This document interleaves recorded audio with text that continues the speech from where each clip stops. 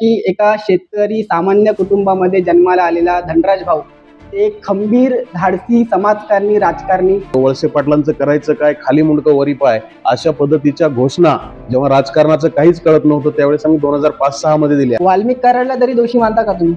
मनोज जरांगे पाटील मागे म्हणत होते की आता हे प्रकरण दाबून टाकले जाणार आहे आणि आरोपींना सोडून दिलं जाणार आहे. मोकळं याच्या बाईट घेतल्या, जरांगेच्या बाईट घेतल्या की ते म्हणते प्रकरण चालू आहे. याच्याकडे कोणी बूम घेऊन नाही गेलं की लगेच म्हणते प्रकरण थंड झालं. या विषयाची गंभीरता आणि पार्श्वभूमी लक्षात न घेता ढोबळमानाने बोलणं की आमचा तुम्हाला पाठिंबा आहे. प्रकरण थंड व्हायला लागलं की लगेच म्हणणार मराठा झोपणार नाही, मराठा जागा आहे, मराठा सोपा नाही, मी काय कच्चा आहे का? आताच्या सर्व नेते मंडळींमध्ये कोणामध्ये तुम्ही मुंडे साहेब पाहता? Sunday to Monday Gopinath Munde, Munde साहेब आप आगे बढ़ो हम तुम्हारे साथ है. वंजारी समाज कसा आहे, त्याचं काय वैशिष्ट्य आहे? राजस्थानमध्ये महाराणा प्रताप यांची जी लढाई झाली त्या लढाईमध्ये सुद्धा वंजारी सरदारांनी काम केलेलं आहे. तुम्ही मगाशी म्हटल्याप्रमाणे व्यसनाधीनता जी आहे आणि एका दिवसात करोडपती बनण्याचं जे स्वप्न आहे त्याच्या मागे एकच कारण असं मला वाटतं की राष्ट्रसंत भगवान बाबा आणि संत शिरोमणी वामनभाऊ महाराज यांना त्या काळामध्ये म्हणजे 1950-60च्या दशकात शिक्षणाचं महत्व लक्षात आलं आणि त्यांनी सांगितलं की एकरभर विकलं तरी चालेल पण आपण शिकलं पाहिजे. पण आई वडिलांचं लहानपणापासून म्हणणं आहे की तुला सरकारी नोकरी लागली पाहिजे, तू अमुक नोकरीला लागलाच पाहिजे. म्हणजे तुमच्या मुलामध्ये जर गाणं म्हणण्याची कला आहे, तुम्ही जर त्याला म्हणताय की तू MBBS ला लागते, हे कधीच शक्य नाही. मराठा आरक्षणावर तुमची काय भूमिका आहे? की मनोज जरांगे नावाचा हा जो माणूस आहे हा मुळातच अनपढ आहे, गवार आहे आणि त्याला शिक्षणाचं महत्व नाही कारण तो स्वतः शिकलेला नाही. कोणाचं ऐकून करत आहेत असं तुम्हाला वाटतं? अंजली दमानिया अतिशय सुपारी घेऊन काम करणारी बाई आहे. तिने सांगितलं की वंजारी समाजी लोकांना चुकीच्या मार्गाने गोपीनाथ मुंडेंनी नोकऱ्या लावल्या. मनोज जरांगे पाटलांनी आता काय करायला पाहिजे? मनोज जरांगे पाटलांनी आता एखादा आश्रम काढला पाहिजे आणि त्या ठिकाणी त्यांनी शांतपणे आत्मचिंतन केलं पाहिजे.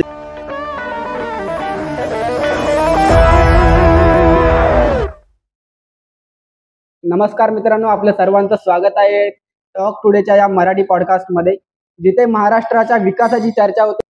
आज आपल्यासोबत आहेत आदरणीय धनराज भाऊ गुट्टे, जे अखिल भारतीय वंजारी युवा संघटनेचे अध्यक्ष आहेत, राष्ट्रीय OBC महासंघाचे ते प्रदेश उपाध्यक्ष आहेत, ते भारत सरकार रेल्वे बोर्डाचे सदस्य सुद्धा त्यांनी काम केलेलं आहे, ज्यांनी तरुणांसाठी, समाजातील दीनदुबळ्या घटकासाठी विविध आंदोलने केलेली आहेत. 35 वेळा ते अटक झालेले आहेत.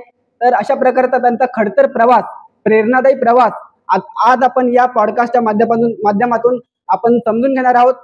आदरणीय गोपीनाथरावजी मुंडे यांच्या सानिध्यात तयार झालेलं एक युवा नेतृत्व, देवेंद्र फडणवीस, पंकजाताई मुंडे यांचे विश्वासू सहकारी म्हणून त्यांचे ओळख आहे. तर त्यांच्यासोबत आज आपण विविध विषयावर सखोल चर्चा करणार आहेत. तर शेवटपर्यंत हा पॉडकास्ट पहा. नमस्कार साहेब. नमस्कार. आपलं खूप खूप स्वागत आहे टॉक टुडे मध्ये. माझा पहिला प्रश्न असाच आहे की एका शेतकरी सामान्य कुटुंबामध्ये जन्माला आलेला धनराज भाऊ एक खंबीर, धाडसी, समाजकारणी, राजकारणी, इथपर्यंतचा तुमचा जो प्रवास आहे तो कसा होता? प्रवास कसा होता नाही, आणखीनही तसाच चालू आहे. आज गेल्या 15 वर्षापासून जेव्हा मी 10वी झाल्यानंतर 11वीला गेलो आणि अहमदपूरला यशवंत ज्युनियर कॉलेज या कॉलेजमध्ये मी 11वीला प्रवेश घेतला विज्ञान शाखेमध्ये. आणि तिथे गेल्यानंतर मी पहिले 4-6 महिने मी एक रेग्युलर विद्यार्थी होतो. म्हणजे डेफिनेशन पाठ करणे असेल, होमवर्क असेल, नोट्स काढणे असेल असं होतं. पण तिथे एक अहमदपूर असेल किंवा लातूर असेल याला एज्युकेशनचं हब म्हणून ओळखलं जातं आणि त्या ठिकाणी संध्याकाळी 6 ते 9 या वेळामध्ये लोड शेडिंग होती. आणि तत्कालीन काळामध्ये ऊर्जा मंत्री दिलीप वळसे पाटील साहेब होते. आणि जेव्हा आम्ही नेमकं मेसवर जेवायला जायचो त्याच काळामध्ये 6 ते 9 या काळामध्ये तिथे लाईट नसायची. त्यामुळे मेसवाले आम्हाला काय देतात म्हणजे त्यांना बनवताना सुद्धा अडचण व्हायची आणि आम्ही काय खातो हे आम्हाला पण नाही कळायचं. म्हणजे मोबाईलच्या टॉर्च लावून जेवण करणे वगैरे असं होतं. तर जेवणाचा विषय संपला. जे विद्यार्थी पालक राज्यभरातून अहमदपूरला शिक्षणासाठी पाठवतात त्या ठिकाणी लोड शेडिंग चालू होती आणि मग या लोड शेडिंगच्या विरोधामध्ये आंदोलन करायचं ठरलं. त्याच्या 15 दिवस अगोदर काय झालं की कॉलेजमध्ये मी 10वी पर्यंत पण वर्गामध्ये 1ली ते 10वी मॉनिटरच होतो, पण ते मी डायरेक्ट निवडून यायचो किंवा डायरेक्ट व्हायचो. पण तिथे जनरल सेक्रेटरीच्या निवडणुका झाल्या त्या कॉलेजमध्ये आणि वर्गामध्ये भाषण करणे, निवडणुकांसारखी भाषणं करणे किंवा मी कॉलेजसाठी काय करणार, मी विद्यार्थ्यांच्या अडीअडचणीमध्ये कसा उभा राहणार. आणि या निवडणुकीमध्ये मला 72 मतदान पडलं होतं आणि माझ्या विरोधक जो मुलगा होता माझ्या विरोधामध्ये माझ्याच वर्गातला त्याला 35 मतदान पडलं होतं. तर मी 72 मतांनी निवडून आलो होतो आणि कॉलेजचा जनरल सेक्रेटरी मी 11वीला असताना झालो होतो. मग तिथे महात्मा गांधी महाविद्यालय आहे, तिथं महात्मा फुले विद्यालय आणि आमचं यशवंत विद्यालय, अशा तिन्ही कॉलेजच्या प्राचार्यांसोबत मी आणि आमच्या तिन्ही कॉलेजच्या जीएस जे होतो आम्ही एकत्र आलो आणि आम्ही ठरवलं की या लोड शेडिंगच्या विरोधामध्ये कुठेतरी आपण उठाव केला पाहिजे, आंदोलन केलं पाहिजे. आणि मग 3 चाकाचा जो ढकलायचा रिक्षा असतो माणसांना घेऊन अगोदरच्या काळातला, तर त्या रिक्षामध्ये आम्ही पूर्ण शहरात कोऑर्डिनेशन केलं. प्रत्येक शाळेतून प्रत्येक कॉलेजमधून सर्व विद्यार्थी रस्त्यावर आणले आणि एक प्रभात फेरी जशी प्रजासत्ताक दिनाला निघते, स्वातंत्र्य दिनाला निघते, त्या पद्धतीनं आम्ही रस्त्यावर उतरलो. आणि त्याच्यामुळे मग काय झालं की त्या तहसीलदारला निवेदन देण्यासाठी आलो त्यावेळेस 5-7 हजार विद्यार्थी माझ्या पाठीमागे होते आणि त्या 3 चाकाच्या रिक्षात उभा टाकून पहिल्यांदा भाषण केलं. ज्यावेळेस मंत्र्यांचे प्रोटोकॉलही माहित नव्हते, जिल्हाधिकारी कधी पाहिला नव्हता, अशा वेळेस दिलीप वळसे पाटलांचा जाहीर 3 चाकी रिक्षामध्ये उभा टाकून निषेध केला की अशी लोड शेडिंग करणाऱ्याचा आम्ही धिक्कार करतो. वळसे पाटलांचं करायचं काय, खाली मुंडकं वरी पाय, अशा पद्धतीच्या घोषणा जेव्हा राजकारणाचं काहीच कळत नव्हतं त्यावेळेस आम्ही 2005-6 मध्ये दिल्या. आणि त्याच्यानंतर त्याची दखल घेऊन ते जो एवढा मोर्चा काढलाय हे लक्षात आल्यानंतर त्यावेळेस तिथे भाजपचे तत्कालीन आमदार होते बबरूवानजी खंदाडे म्हणून, त्यांच्या माणसांनी पाहिलं रिक्षामध्ये मला बोलत असताना. तोपर्यंत मी एकदम प्रॉम्प्ट विद्यार्थीच होतो, पण रिक्षातून जेव्हा उतरलो तेव्हा मला घ्यायला आमदारांची गाडी आली आणि त्यांनी सांगितलं की आमदार साहेबांनी तुम्हाला जनसंपर्क कार्यालयावर बोलवलंय. तिथं जाईपर्यंत पण नॉर्मलच होतो. आमदारांनी एकदा 10 रुपयाचा हार माझ्या गळ्यात घातला आणि त्यांनी सांगितलं की आजपासून हे भारतीय जनता पार्टीच्या विद्यार्थी मोर्चाचे तालुका अध्यक्ष असतील. अरे बाप. मग आमच्या डेफिनेशन, होमवर्क हे सर्व बाजूला राहिलं आणि त्या दिवशी दुसऱ्या दिवशीपासून मी आमदारांना फॉलो करायला सुरुवात झाली. मग आमदारांना फॉलो नंतर साहेब उद्या कुठं जाणार आहेत, साहेब लातूरच्या ऑफिसला कधी जाणार, साहेब उस्मानाबादला कधी जाणार, साहेब नागपूरच्या अधिवेशनाला कधी जाणार. मग नवीन क्रेज सुरू झाली, म्हणजे 12वीचा अभ्यास सोडून मग नागपूरचं अधिवेशन कसं असतं, ऑरेंज संत्र्यांच्या तिथं पेट्या आमदारांना भेट देतात, ते ऐकलेले किस्से मग ते लाईव्ह बघायचे होते. मग हे सगळा प्रवास सुरू झाला आणि मग विद्यार्थी दशेतून राजकीय जीवनाला सुरुवात झाली समजा 11वीला असतानाच. मग त्याच आमदार साहेबांच्या माध्यमातून त्यांच्या गाडीत प्रवासात असताना स्वर्गीय लोकनेते गोपीनाथरावजी मुंडे साहेब यांचे त्यांना भाजपचे आमदार असल्यामुळे काही कामानिमित्त फोन यायचे किंवा आमदार साहेब त्यांना फोन करायचे. तिकडून मुंडे साहेबांचा आवाज ऐकल्यानंतर अंगावर काटा यायचा की यांना गोपीनाथ मुंडे साहेब बोलतायत, म्हणजे असं खूप शहारे यायचे. आणि मग ह्या सगळ्या प्रवासामध्ये मी भारतीय जनता पार्टी सोबत जोडले गेलो. कालांतरानं तिथंच भारतीय जनता पार्टीचं जिल्ह्यात काम करायला सुरुवात केली आणि मग कॉलेजला न जाता भाजपची आंदोलनं करणे, विद्यार्थ्यांना मोफत पाठ्यपुस्तक मिळाली पाहिजे, विद्यार्थ्यांच्या शिष्यवृत्ती वेळेवर भेटल्या पाहिजेत. मग पूर्ण मार्ग बदलला आणि मी त्याच्यामध्ये वाहवत गेलो.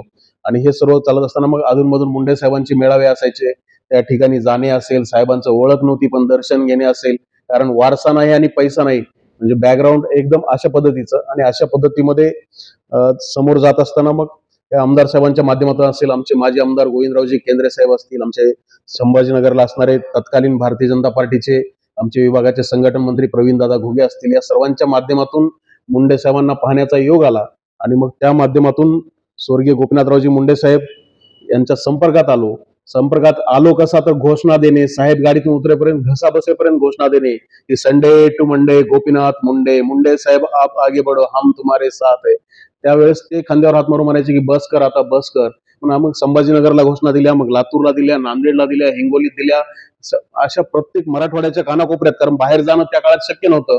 जिथपर्यंत पॅसेंजर रेल्वे जाते तिथपर्यंत माझा प्रवास असायचा. आणि मग मुंडे साहेबांनी स्वतःहून सांगायचं की आता तुम्ही थांब बाबा, तू देऊ नकोस. आणि मग त्या कालांतराच्या काळामध्ये मग पंकजाताई मुंडे असतील, त्या राजकारणात आल्या. मग 2009 साली त्या विधानसभेच्या आमदार झाल्या.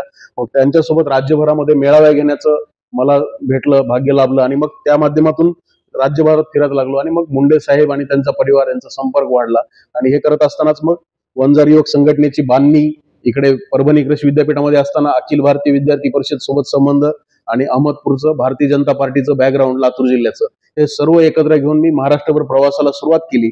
मग सांगली, सातारा, चांद्यापासून बांद्यापर्यंत, धुळ्यापासून, साताऱ्यापासून, गडचिरोलीपासून नंदुरबार आणि नांदेडपासून धर्माबाद पर्यंत 36 जिल्हे आणि 350 तालुक्यामध्ये पूर्ण संघटना बांधणीचं काम हातावर घेतलं.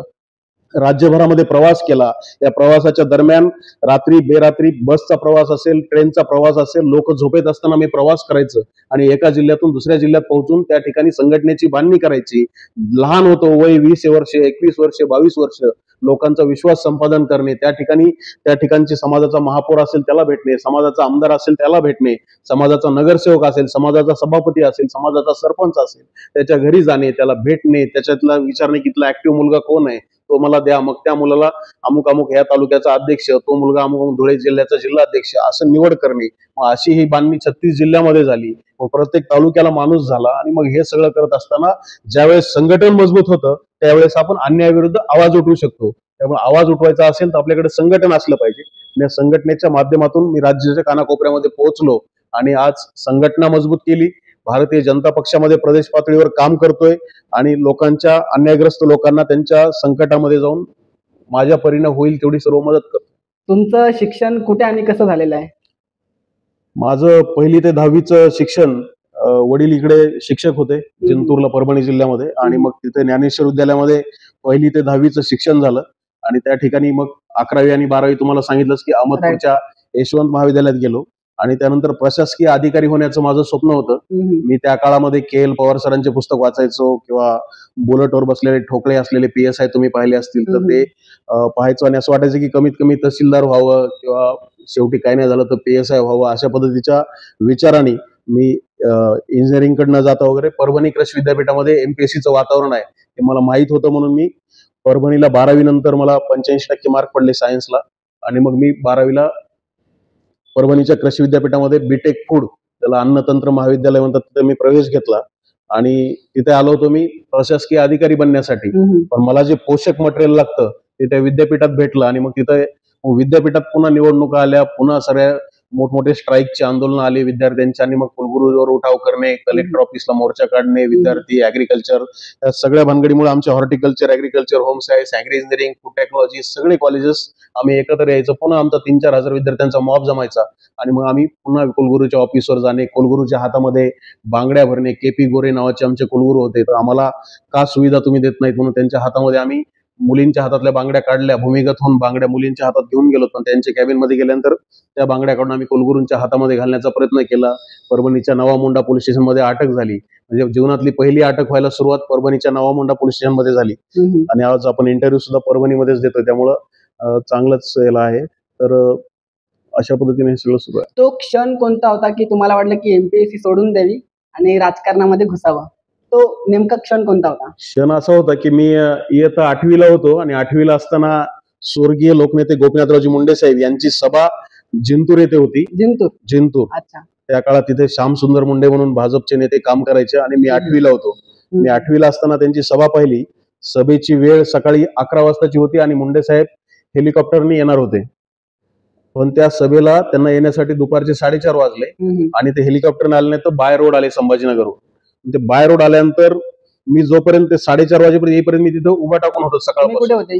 मी त्या ग्राउंडवर उभा टाकलं होतं हेलिपॅड जवळ, हेलिकॉप्टर पाहण्यासाठी आणि मुंडे साहेबांना पाहण्यासाठी. अच्छा. आणि माझ्या आयुष्यात मी पहिल्यांदाच त्यांना 8वीला असताना पाहणार होतो. तर जेव्हा तिथे तहसीलदार पण त्या ग्राउंडवर येऊन थांबलेले होते, मोठमोठे अधिकारी थांबलेले होते, सगळे आमदार खासदार थांबलेले होते आणि मग हे सगळं असताना मुंडे साहेब 4:30 वाजता कारने आले आणि लोक त्यांची वाट बघत होते येणार की नाही. त्यावेळेस त्यांनी आल्यानंतर सांगितलं की हेलिकॉप्टरची बॅटरी डाऊन झाली होती पण गोपीनाथ मुंडेची बॅटरी डाऊन झाली नाही, त्यामुळे मी तुमच्या समोर आलेला आहे. आणि मग त्यांचं ते केस विचारणं, डोक्यातली फुलं काढणं आणि ते सगळं प्रभावून गेलं आणि भारावून जाऊन हे सगळं त्या दिवशीच खरी वाटचाल सुरू झाली. कधी तुम्हाला जातीगत भेदभावाचा सामना करावा लागला का? कारण की असं म्हटलं जाते की जोपर्यंत आगीची झळ आपल्यापर्यंत पोहोचत नाही तोपर्यंत माणूस जागा होत नाही. लोकांना जातीवाद गेल्या 1 वर्षभरामध्ये जाणवत असेल, मला जातीवाद खरा आमच्या परभणी कृषी विद्यापीठामध्ये जाणवला. अच्छा. जे की या व्हिडिओच्या माध्यमातून आणखी प्रकर्षानं लोकांना आवडेल मी बोललेलं ऐकायला, की त्या विद्यापीठामध्ये जे ओपन कॅटेगरीचे प्राध्यापक आहेत ते आमची जात आम्हाला स्कॉलरशिप वरून विचारायची की कुठे तुला स्कॉलरशिप मिळते का रे? मी मिळती म्हणल्यानंतर ते समजायचं की हा कमीत कमी हा OBC आहे किंवा हा अदर कास्ट मधला आहे. आणि जे OBC होते त्यांना कळून जायचं की हा OBCच आहे म्हणून. प्रॅक्टिकलला मार्क देत असताना 40 पैकी 35 मार्क हे जर ओपन कॅटेगरीचा मुलगा असेल आणि प्राध्यापक ओपन असेल तर त्याला ते 40 पैकी 38 मार्क देणार आणि गुट्टेला ते 40 पैकी 8 मार्क देणार प्रॅक्टिकलला. तर 8 आणि 38 हा जो डिफरन्स झाला 30 मार्काचा, या 30 मार्कामध्येच माझा विषय बॅक राहून जायचा. कधी कधी तर असा प्रसंग आला की ज्या वेळेस त्या प्राध्यापकाचं डिपार्टमेंट बदलेल त्यावेळेसच माझा तो विषय निघाला. म्हणजे तो विषय कधीच निघत नाही, कारण थिअरीचे मार्क, प्रॅक्टिकलचे मार्क, तुमच्या कॉलेजमधला जनरल परफॉर्मन्स असेल आणि तुमची मिड एक्झाम, या सर्वांचे 150 मार्काची बेरीज झाल्यानंतर जर तुम्हाला 82 मार्क पडले 150 पैकी तरच तो विषय निघायचा. तर त्या शिक्षकांनी टार्गेट केलं की हा अमुक अमुक जातीचा आहे किंवा अमुक अमुक हा गोपीनाथ मुंडेंना फॉलो करतो किंवा त्यांना आयडियल समजतो, मग त्याला 40 पैकी 8 मार्क दिले तर जिथं 82 होत असताना मला 30 मार्क डायरेक्ट कमी पडले, तिथं माझ्यासोबतचा मुलगा जोही अभ्यास करायचा नाही तो पास झालेला असायचा आणि निकालाच्या दिवशी माझा मात्र बॅक राहिलेला असायचा. तर हे जातीवादाचं पहिलं रूप मी परभणीच्या कृषी विद्यापीठामध्ये पाहिलं. अच्छा अच्छा. वंजारी समाजासाठी जी तुमची तळमळ आहे, जे तुम्ही काम करता, तर ही वंजारी समाजासाठी काम करण्याची प्रेरणा तुम्हाला कुठून मिळाली? काय मुळामध्ये काय गोष्टी आहेत, घटना आहेत?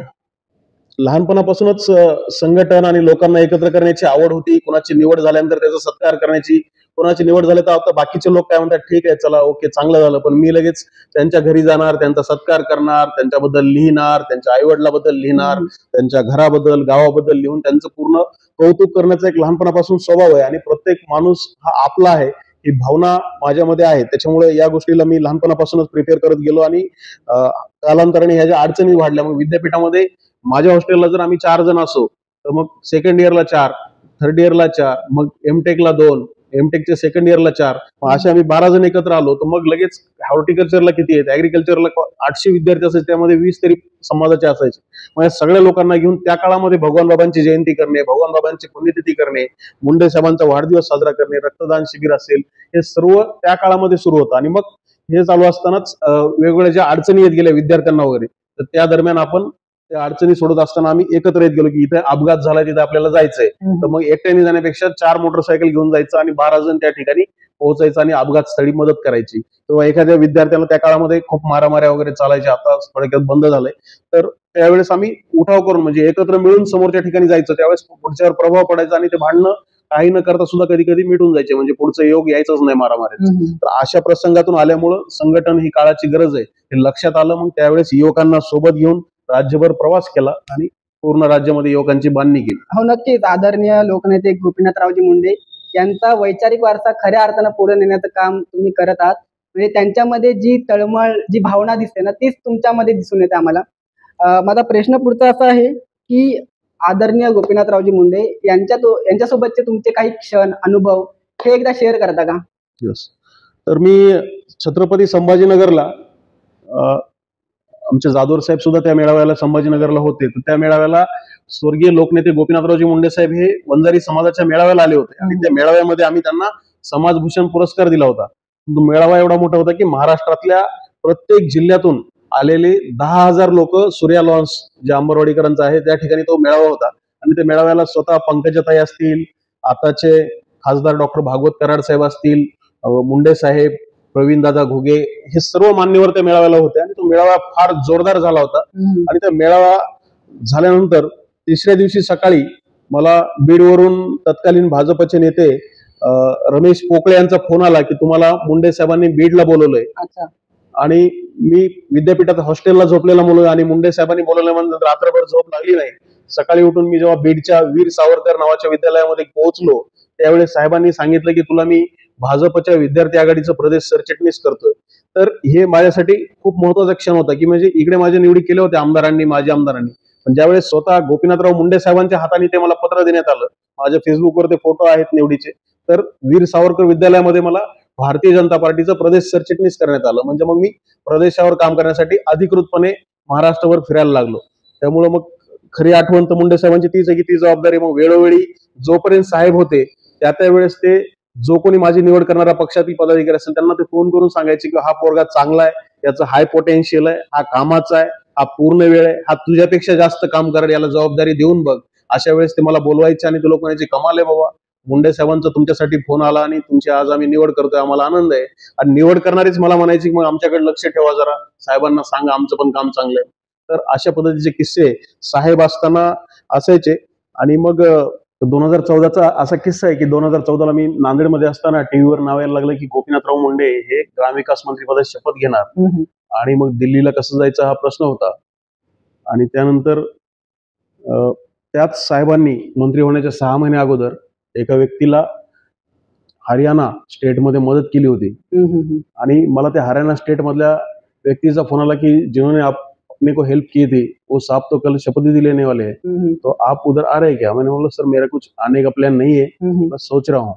त्यांनी थोड्या वेळामध्ये माझ्या व्हॉट्सअपवर दिल्लीला यायचं आणि जायचं विमानाचं तिकीट पहिल्यांदा मला पाठवलं आणि 24 मे 2014ला मी पहिल्यांदा विमानात बसलो. ते पण मुंडे साहेबांना इनडायरेक्टली याच्यामध्ये सुद्धा मुंडे साहेबांची शक्ती होती. असे अनेक किस्से आहेत. मुंडे साहेब जेव्हा आपल्याला सोडून गेले सर्वांना, तेव्हा तुमची काय प्रतिक्रिया होती? आणि मुंडे तेव्हा तुम्ही साहेब कुठे गेले. होते? मुंडे साहेब, कारण शपथविधीवरून मी नेमकाच आलो होतो आणि शपथविधीवरून नेमकाच येऊन मी 2 तारखेला एका कामानिमित्त 2 जूनला मी नागपूरमध्ये होतो आणि नागपूरवरून मी माझ्या घरी पहाटे 4 वाजता पोहोचलो होतो. सकाळी 6:30-7 वाजता माझ्या वडिलांनी मला आवाज दिला आणि म्हणाले की मुंडे साहेबांचा अपघात झालाय. साहेबांचे त्यापूर्वी सुद्धा 2-3 अपघात झाले होते. आम्हाला वाटलं की तसंच एखादा अपघात असेल.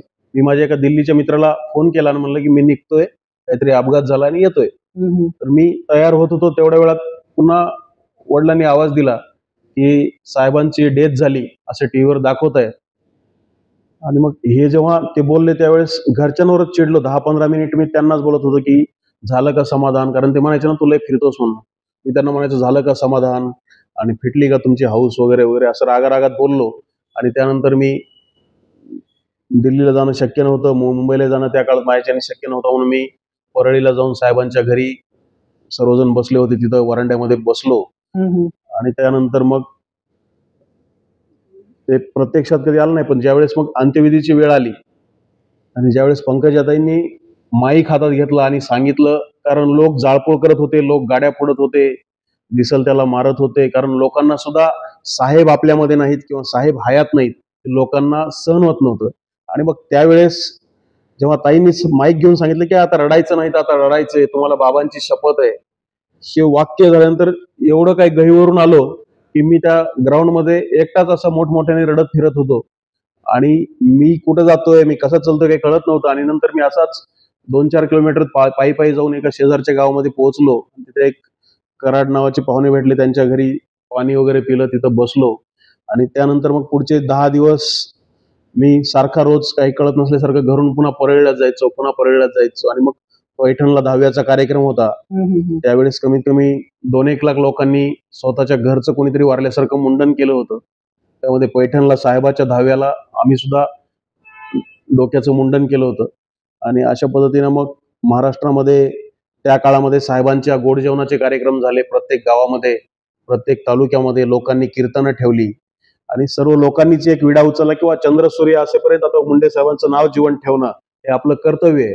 लोक सर्व रस्त्यावर उतरली आणि लोकांनी वेगवेगळ्या ठिकाणी मुंडे साहेबांच्या नावाने चौक बनवले. मुंडे साहेबांची नावं अनेक रस्त्याला दिली गेली आणि अनेक गावांमध्ये साहेबांचे पुतळे बसवण्यात आले. म्हणजे महाराष्ट्रामध्ये प्रत्येक जिल्ह्यामध्ये मुंडे साहेबांवर प्रेम करणारा माणूस आणि महाराष्ट्राच्या बाहेर सुद्धा, कारण 35 वर्ष साहेब ज्यावेळेस हयात होते त्यावेळेस त्यांनी प्रत्येकाला आधार देण्याचं काम केलं. त्यामुळं दुसरं उदाहरण तर असं सांगेल की तुम्ही मला आठवणीतले किस्से विचारले. एकदा जाधवर साहेब माझ्यासोबत असताना परभणीमध्ये प्राध्यापक डॉक्टर रावसाहेब चोले सरांचं निधन झालं आणि मुंडे साहेब इस्रायलला 95ला उपमुख्यमंत्री असताना इस्रायलला जाणार होते. शेतीविषयक माहिती त्यांना पाहिजे होती. त्यावेळेस रावसाहेब चोलेंना यांनी 1995 मध्ये गाडी पाठवून रामटेक बंगल्यावर बोलावून घेतलं होतं की मी इस्रायलला जातोय, शेतकऱ्यांची जी काही माहिती आहे तुम्ही ती मला प्रोव्हाइड करा. आणि त्यानंतर चोले सर 12-13 मध्ये वारले असतील बहुतेक. तर त्यावेळेस 12-13 मध्ये मुंडे साहेबांना मी फोन केला आणि आठवण करून दिली की साहेब तुम्ही 95ला इस्रायलला जात असताना चोले सरांना तुम्ही बोललो होतं. तर त्यांनी सांगितलं की त्यांच्या घरचे कोण नातेवाईक आहे त्यांना फोन दे. बाकीचे बोलण्याच्या मनस्थितीत नव्हते. मी जाधवर साहेबांना फोन दिला आणि मुंडे साहेबांनी सांगितलं की मी तुमच्या परिवाराच्या दुःखामध्ये सहभागी आहे, मला खूप दुःख झाले आहे आणि या परिवारातून सावरण्यासाठी मी आपल्या सोबत आहे, काहीही लागलं तर मला कधीही कळवा, अशा पद्धतीचं सांत्वन मुंडे साहेबांनी एका क्षणात, म्हणजे मी त्यांना फोन करतो आणि ते म्हणतात फोन दे समोर. म्हणजे आजचे नेते भेटण्यासाठी सकाळी 6ला उठून आम्हाला मंत्र्यांना शोधावं लागतं किंवा आम्हाला मोठ्या व्हीआयपी नेत्यांना शोधावं लागतं आणि त्यांच्या जवळ आम्ही पोहोचू शकत नाहीत. पण एक मुंडे साहेबांची अवेलेबिलिटी अशी होती की एक फोन केला आणि 2 मिनिटामध्ये साहेबांशी संपर्क होऊन माणसांचं समाधान व्हायचं. आणि मुंडे साहेब फक्त मी तुझ्या सोबत आहे म्हणलं तरी अडचणीत असलेल्या माणसाला 10 हत्तीचं बळ यायचं, अशा पद्धतीची ती परिस्थिती होती. जेव्हा ही सर्व घटनाक्रम झाला तर यातून सावरण्यास किती वेळ लागला तुम्हा सर्वांना? आम्ही तर तसं आजही सावरलेलं नाहीयेत. आम्हाला कुणी 10 मिनिटाच्या वर वेटिंग करायला लावलं तर आमच्या मनामध्ये पहिलं वाक्य तर आज साहेब असते तर. आम्हाला कुणाच्या दारामध्ये मुद्दाम होऊन जर बसवलं की 2 तासानंतर भेट होईल, कोणी जर आम्हाला म्हणतंय की सकाळला गेल्यानंतर आम्हाला सांगितलं की तुमची भेट 4 वाजल्याच्या नंतर होईल, तर मी आणि माझ्यासारख्या असंख्य लाखो मुंडे साहेबांच्या कार्यकर्त्यांच्या मनात येतं की आज आमचे साहेब असते तर आम्ही असं केलं असतं. किंवा आज आम्ही कुठं अडचणीत सापडलो आणि आम्हाला कोणी मदत नाही केली, तर नॅचरली आमच्या तोंडामध्ये वाक्य येतं की आज साहेब असते तर हे दिवसभरामध्ये 3 ते 4 वेळेस होतं. म्हणजे आज साहेबांना जाऊन 12 वर्ष जरी होत आले असतील तरी या ठिकाणी साहेबांना आम्ही क्षणोक्षणी मिस करतो, कारण त्या ठिकाणी आम्हाला साहेबांची खंत जाणवते, उणीव भासते आणि ती जी पोकळी निर्माण झाली ती कधी भरून निघणार नाही. साहेब हे न भरून येणारं नुकसान आहे. त्यामुळे आता आम्ही फक्त आपल्या नशिबाला आलंय म्हणून हे सर्व भोगतोय आणि त्यातून ही वाटचाल चालू आहे. आताच्या सर्व नेते मंडळीमध्ये कोणामध्ये तुम्ही मुंडे साहेब पाहता? मुंडे साहेबांच्या वारसदार म्हणून संघर्ष कन्या आदरणीय पंकजाताई मुंडे यांनी 2014 ते 19 मध्ये 9 ते 14 त्या आमदार म्हणून काम करत होत्या. भारतीय जनता पार्टीच्या युवा मोर्चाचं प्रदेश अध्यक्ष म्हणून त्यांनी काम केलं आणि 14 ते 19 मध्ये तर त्यांनी ग्रामविकास, जलसंधारण, महिला बाल कल्याण खात्याची जबाबदारी सांभाळली. पुन्हा मध्यंतरीच्या काळामध्ये मध्य प्रदेशच्या सहप्रभारी म्हणून त्यांनी काम केलं आणि आता पर्यावरण, वातावरणीय बदल आणि पशुसंवर्धन खात्याचे मंत्री आहेत. त्यामुळे साहजिकच साहेबांचं रक्त असल्यामुळं पंकजाताईंमध्ये साहेबांचा वारसा आहे, वसा आहे, प्रवास करण्याची कॅपॅसिटी आहे, ताकद आहे आणि ताईंना मानणारा वर्ग आणि ताईंनी ते एक रुतबा जो असतो राजकारणातला तो राज्यभरामध्ये निर्माण करून ठेवलेला आहे. त्यामुळे साहजिकच मुंडे साहेबांचा वारसा हा पंकजाताईंमध्ये आहे, धनुभाऊंमध्ये आहे. कारण आयुष्यातली 20 ते 25 वर्ष धनुभाऊंचे सुद्धा साहेबांच्या सोबत गेले. त्यामुळे बीड जिल्ह्याचं पूर्ण राजकारण असेल, जिल्हा परिषद असेल, विधान परिषदच्या निवडणुका असतील, हे सर्व मुंडे साहेबांसोबत राहून धनुभाऊंनी जवळून पाहिल्यामुळं आज दोघेही बहीण भाऊ मुंडे साहेबांचा वारसा म्हणून राज्याच्या मंत्रिमंडळामधलं एक फार क्वचित, म्हणजे हे पहिलंच उदाहरण असेल की एकाच घरचे बहीण भाऊ एकाच कॅबिनेटमध्ये कॅबिनेट मंत्री म्हणून दोघेही काम करतायत. ही अतिशय चांगली आणि अभिमानास्पद गोष्ट आहे आणि तेच काही लोकांना सहन होत नाही, म्हणून ते लोक आज त्यांना पायउतार करण्याचा प्रयत्न करतायत, पण ते काही यशस्वी होणार नाही. अच्छा, असं म्हटलं जाते की तुम्हाला वंजारी समाजाबद्दल भरपूर माहिती आहे, ज्ञान आहे. आम्हाला पण जाणून घेण्याची जिज्ञासा आहे. तर मला हे जाणून घ्यायचंय की वंजारी समाज कसा आहे, त्याचं काय वैशिष्ट्य आहे? मुळामध्ये वंजारी समाज हा इसवी सन पूर्व काळामध्ये, म्हणजे इसवी सन पूर्व 600 मध्ये मी 8 दिवस राजस्थानला जाऊन त्याचा अभ्यास करून आमचे जे तिथं पूर्वज आहेत, भाट लोक आहेत, त्यांच्यासोबत स्टडी करून आलेला आहे.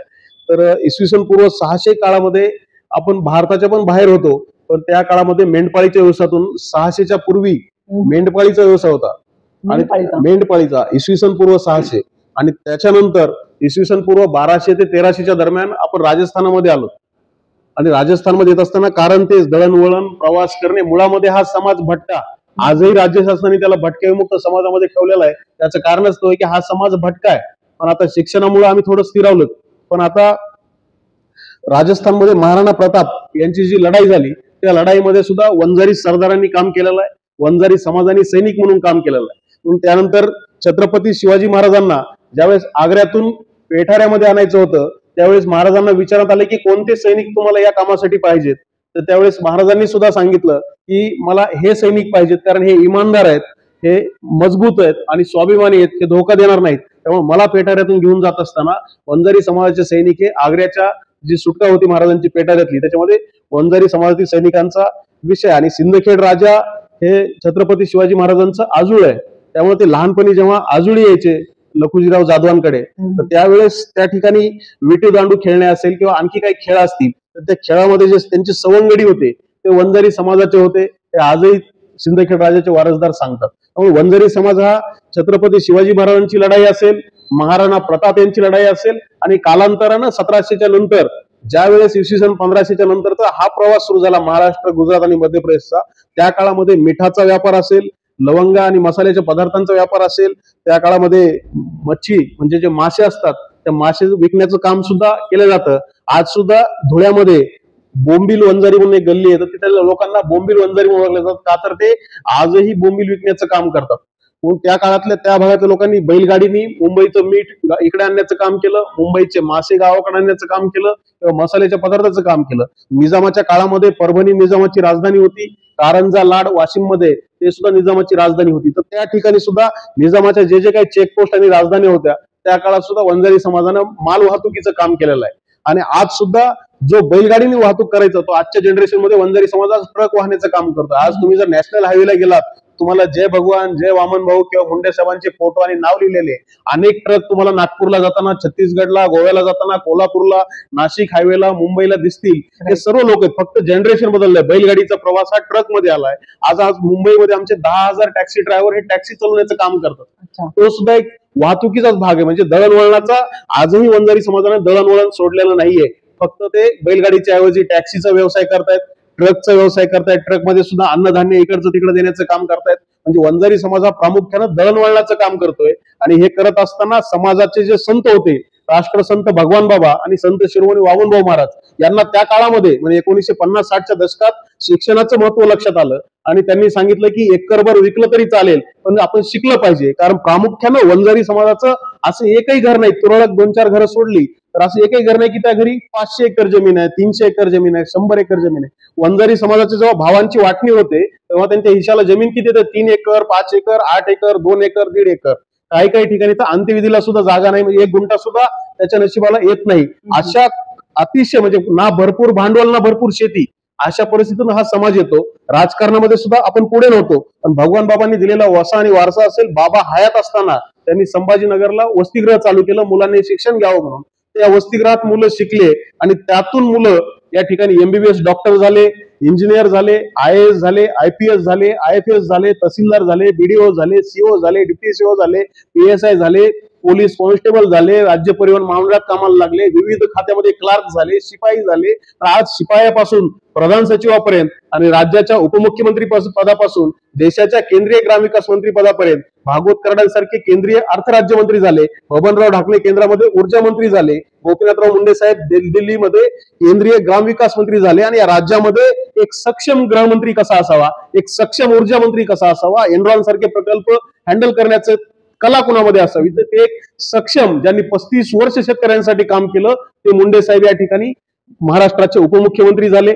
आज महाराष्ट्रामध्ये आज आमचे 11 आमदार आहेत, 1 खासदार आहे. अशा पद्धतीची परिस्थिती. आजची राजकीय परिस्थिती अशी आहे, म्हणजे लोकसंख्येने आम्ही 1 कोटी असू, पण आमच्यामध्ये निसर्गानेच निवडणुकीचे गुण दिलेले आहेत, संघटन कौशल्य दिलेलं आहे, लीड करण्याचं दिलेलं आहे. आम्हाला राग सहन होत नाही, आम्हाला अन्याय सहन होत नाही. अशा पद्धतीचा हा वंजारी समाज आहे. म्हणून शिक्षणाच्या जोरावर शेती कमी असल्यामुळं वंजारी समाजाने शिक्षणालाच आपला आधार बनवलं, शिक्षणाला आपला हत्यार बनवलं आणि या शिक्षणाच्या जोरावर आज वंजारी समाज या ठिकाणी स्थिरावत आहे. भटकंती करण्यापासून दूर जाऊन कुठेतरी सेटल होत आहे. पण आज आमची मुलं सॉफ्टवेअर इंजिनियर असतील, क्रिकेटमध्ये आमचे संजय बांगर असतील, आज आरोग्य क्षेत्रात आमचे डॉक्टर तात्याराव लहाने यांना भारत सरकारने पद्मश्री पुरस्कार दिला. आणि भारतातला जगातला एकमेव डॉक्टर आहे की एका डॉक्टरनी 1,68,000 डोळ्याच्या शस्त्रक्रिया एकट्याने केलेल्या आहेत, अशी ज्याची ग्रीनिच बुक मध्ये नोंद आहे. असे डॉक्टर लहाने साहेब सुद्धा याच समाजाने दिलेले आहेत.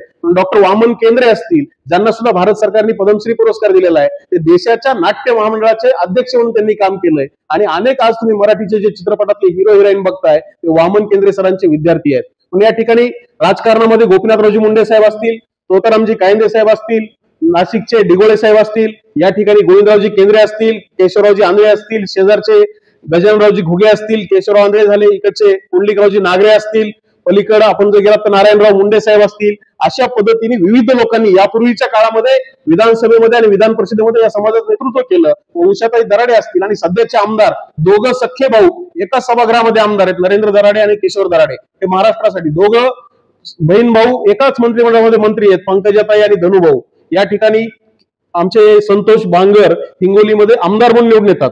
त्यानंतर सुहास कांदे आमदार म्हणून निवडून येतात. तुमचे जितेंद्र आव्हाड हे मुंब्रा कळव्यामधून आमदार म्हणून निवडून येतात. आज पंकजाताई विधान परिषदेवर आहेत, धनंजय मुंडे साहेब विधानसभेवर परळीतून नेतृत्व करतायत आणि या ठिकाणी रमेश अप्पा कराड हे लातूर ग्रामीण मधून आमदार आहेत. अशा पद्धतीने 11 आमदार, म्हणजे आता शिवाजीराव गर्जे ज्यांची विधान परिषदेवर निवड झाली ते डेप्युटी कलेक्टर होते, रिटायरमेंट नंतर त्यांना आज अजितदादांनी विधान परिषदेचा आमदार केलेला आहे. त्यामुळं आज मनोज कायंदे यंग मुलगा आहे, 34 वर्षाचा, सिंदखेड राजामधून 90-91चा जन्म असणारा मुलगा आज आमच्या विधानसभेमध्ये सिंदखेड राजा मतदारसंघाचं मातृतीर्थ जिजाबाई आईसाहेबांचं जे माहेर आहे त्या गावचं ते नेतृत्व करतायत. तर अशा पद्धतीचे 11 आमदार.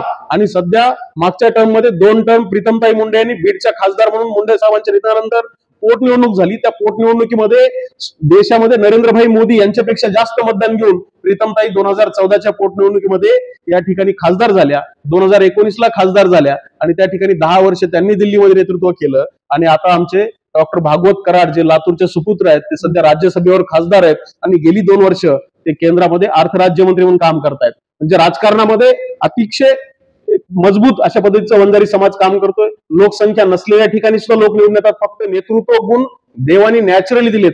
कारण मुंबऱ्यामध्ये वंजारी समाज नाही, आवार साहेब निवडून येतात. या ठिकाणी संतोष बांगर साहेब निवडून येतात, ते सर्व जाती धर्माला घेऊन चालणारे. रत्नाकर गुट्टे साहेब आहेत, सर्व जाती धर्माला घेऊन चालतात. हे सर्व लोक या ठिकाणी जेव्हा एकत्र येतात त्यावेळेस ते फक्त नेतृत्व गुण जे निसर्गाने दिलेले ते नेतृत्व गुणाच्या जोरावर आणि हातातील मनगटाच्या बळावर आज वंजारी समाज राजकारणामध्ये मजबूत झालाय. प्रशासनाचा जर विचार केला, आमच्या समाजातले पहिले IAS अधिकारी असणारे श्री प्रवीण दराडे साहेब ते सध्या मंत्रालयामध्ये प्रधान सचिव म्हणून काम करतायत. त्याच पद्धतीने आमचे IPS संदीप घुगे म्हणून आहेत, ते सांगलीला SP म्हणून काम करतायत. आमचे लातूरला ज्यांनी 13 नक्षलवादी एकट्याने 30 नक्षलवादी या ठिकाणी जो सामना केला आणि त्यांचा खात्मा केला, ते IPS सोमय मुंडे आमचे या ठिकाणी लातूरचे SP म्हणून काम करतायत. आमचे किरण गीते साहेब IAS म्हणून त्रिपुरा राज्यामध्ये काम करतायत, ते तिथल्या नगरविकास आणि उद्योग खात्याचे सचिव आहेत. आमचे मंचे किपर सुद्धा त्या ठिकाणी त्रिपुरेला IPS म्हणून काम करतायत. आमचे डॉक्टर सुदाम खाडे म्हणून आहेत, ते मध्य प्रदेशमध्ये ग्वाल्हेरचे विभागीय आयुक्त आहेत आणि त्यांचं गाव सातारा आहे, ते तिथे काम करतायत. आसाममध्ये धीरेंद्र कुटे साहेब हे त्या ठिकाणी तिथल्या मुख्यमंत्र्यांच्या ऑफिसमध्ये ते आज इन्स्पेक्टर जनरल म्हणून तिथे आहेत, IG आहेत ते. या ठिकाणी आमचे अशोकराव मोराळे साहेब महाराष्ट्रामध्ये IG म्हणून काम करतायत. आमचे संजय दराडे साहेब या ठिकाणी कोकण विभागाचे IG म्हणून त्या ठिकाणी काम करतायत.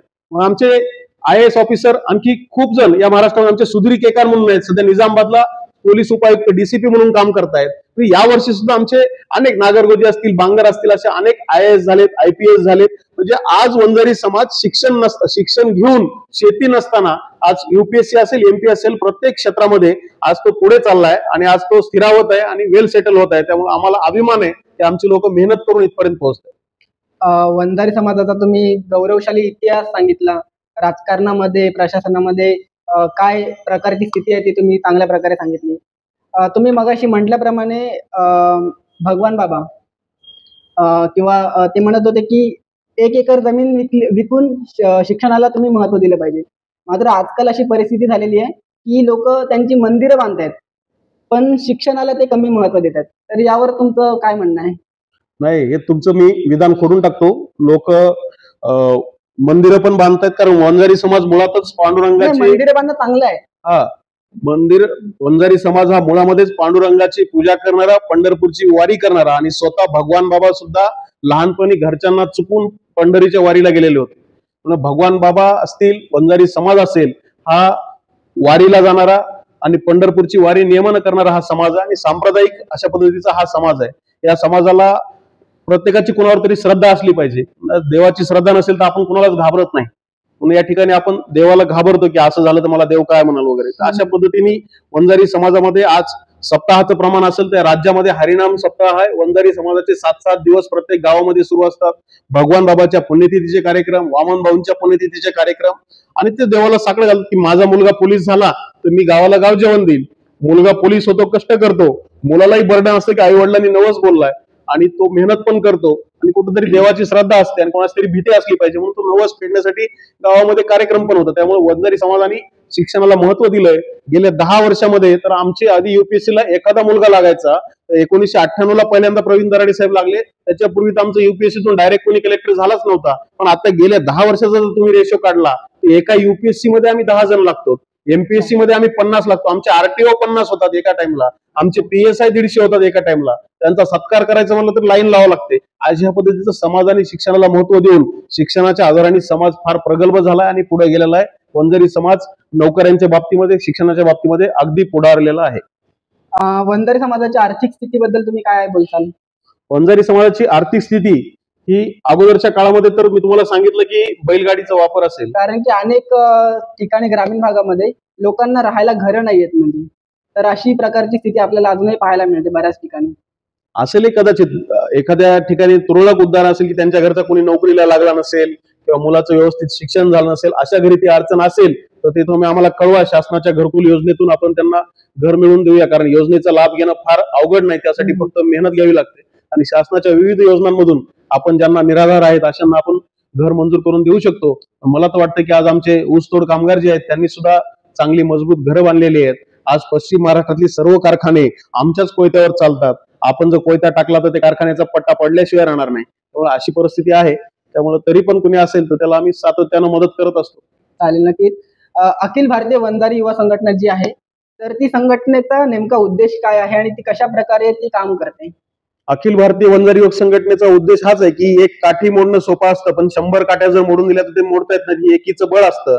त्यामुळे राज्याच्या कानाकोपऱ्यामध्ये संघटन बांधणी करून वंजारी समाजाला एक करणं, वंजारी समाजाला विविध अनुषंगाने एकत्रित आणणं. मग स्त्रियांचा हळदी कुंकाचा कार्यक्रम असेल, वधूवर परिचय मेळावे असतील, गुणवंतांचा सत्कार असेल, समाजाचा प्रबोधन मेळावा असेल, समाजाचा स्नेह मेळावा असेल, समाजातील मान्यवरांना बोलवणे, त्यांचा सत्कार करणे, समाजातील विद्यार्थ्यांना आकर्षण करणे. तुमच्या समाजाचा संजय बांगर हा भारतीय क्रिकेट टीमचा कोच होऊ शकतो, तर मी का होऊ शकत नाही, ही भावना त्या विद्यार्थ्याच्या मनामध्ये तयार करणे. तुमच्या समाजाचे अधिकारी IAS होऊ शकतात, तर मी का होत नाही, ही भावना त्यांच्या मनात निर्माण करणे. हे आकर्षण या मेळाव्याच्या माध्यमातून खाली बसलेल्या विद्यार्थ्यांमधून सुद्धा 4-5 अधिकारी त्याच दिवशी तयार होतात की मला असं बनायचंय आणि माझाही सत्कार असाच झाला पाहिजे. किंवा काही आई वडील माझ्यासमोर मुलांना म्हणतात की तू असा अभ्यास कर की भाऊंनी तुझा घरी येऊन सत्कार केला पाहिजे. म्हणजे अशा पद्धतीचं आकर्षण त्यांच्यामध्ये निर्माण होतं. आणि वेळोवेळी अन्याय असतील. आज आमच्या मुंबईमध्ये जे स्टेशन आहेत, म्हणजे छत्रपती शिवाजी महाराज टर्मिनस असेल, दादर असेल, कुर्ला असेल, कल्याण असेल, या ठिकाणी ठाणे असेल, या सर्व ठिकाणी आज आमच्या 3 पिढ्यांपासून वंजारी समाजाची 3री पिढी लोकांचं माल वाहण्याचं काम करते. ते हमाल बांधव जे काही लाल शर्टवर तुम्हाला दिसतील मुंबईच्या स्टेशनवर, ते संपूर्ण वंजारी समाजाचे आहेत. आणि गेल्या 2 वर्षापूर्वी एक कॉन्ट्रॅक्टर आला गुप्ता नावाचा, आणि त्यांनी सांगितलं की आपण इथं मेकॅनिझम आणूया, म्हणजे ऑटोमॅटिक चालणाऱ्या पायऱ्या आणि ऑटोमॅटिक सामान घेऊन जाणारे पट्टे आणूयात, म्हणजे यांना या सर्व हमाल बांधवांना घरी पाठवण्याचा त्यांनी कट रचला होता. आणि केंद्र सरकारचा एक अधिकारी सुद्धा त्याच्यामध्ये सामील होता. तर त्या ठिकाणी मी इशारा दिला की जर तुम्ही इथे मेकॅनिझम आणलं किंवा या लोकांचं जर पोटावर तुम्ही गदा आणली तर त्या ठिकाणी मी लोकलच्या खाली उडी मारून स्वतःचं जीवन संपील, असा इशारा दिल्यानंतर 376 लोक जे वंजारी समाजाचे हमाल बांधव आहेत आणि इतर जातीचे सुद्धा त्याच्यामध्ये दुसरे आहेत, या सगळ्याच लोकांना काढून देणार होते. आणि मग यांनी मुंबईमध्ये घर घेतलेलं असतं, त्या घराचे हप्ते चालू असतात, मुलाचं शिक्षण असतं, त्या शिक्षणाचे इन्स्टॉलमेंटचे फीस असतात, आणि हे सर्व चालू असताना जर त्यांना अचानक सांगितलं की तुम्हाला आता रेल्वे स्टेशनला काम करता येणार नाही, तर यांचं हे सर्व कोलमडून जाणार. त्यावेळेस आम्ही आंदोलन केलं, लॉकडाऊन मध्ये मास्क लावून आंदोलन करावं लागलं. त्याचेही फोटो फेसबुकला आहेत. आणि त्या ठिकाणी त्या केंद्र सरकारचा अधिकारी आणि तो चंद्रपूरहून पैसे कमवायला आलेला गुप्ता यांना मी चालू मीटिंग मधून पोलीस बंदोबस्तामध्ये ते माझं म्हणणं ऐकल्याच्या नंतर त्यांना हाकलून दिलं.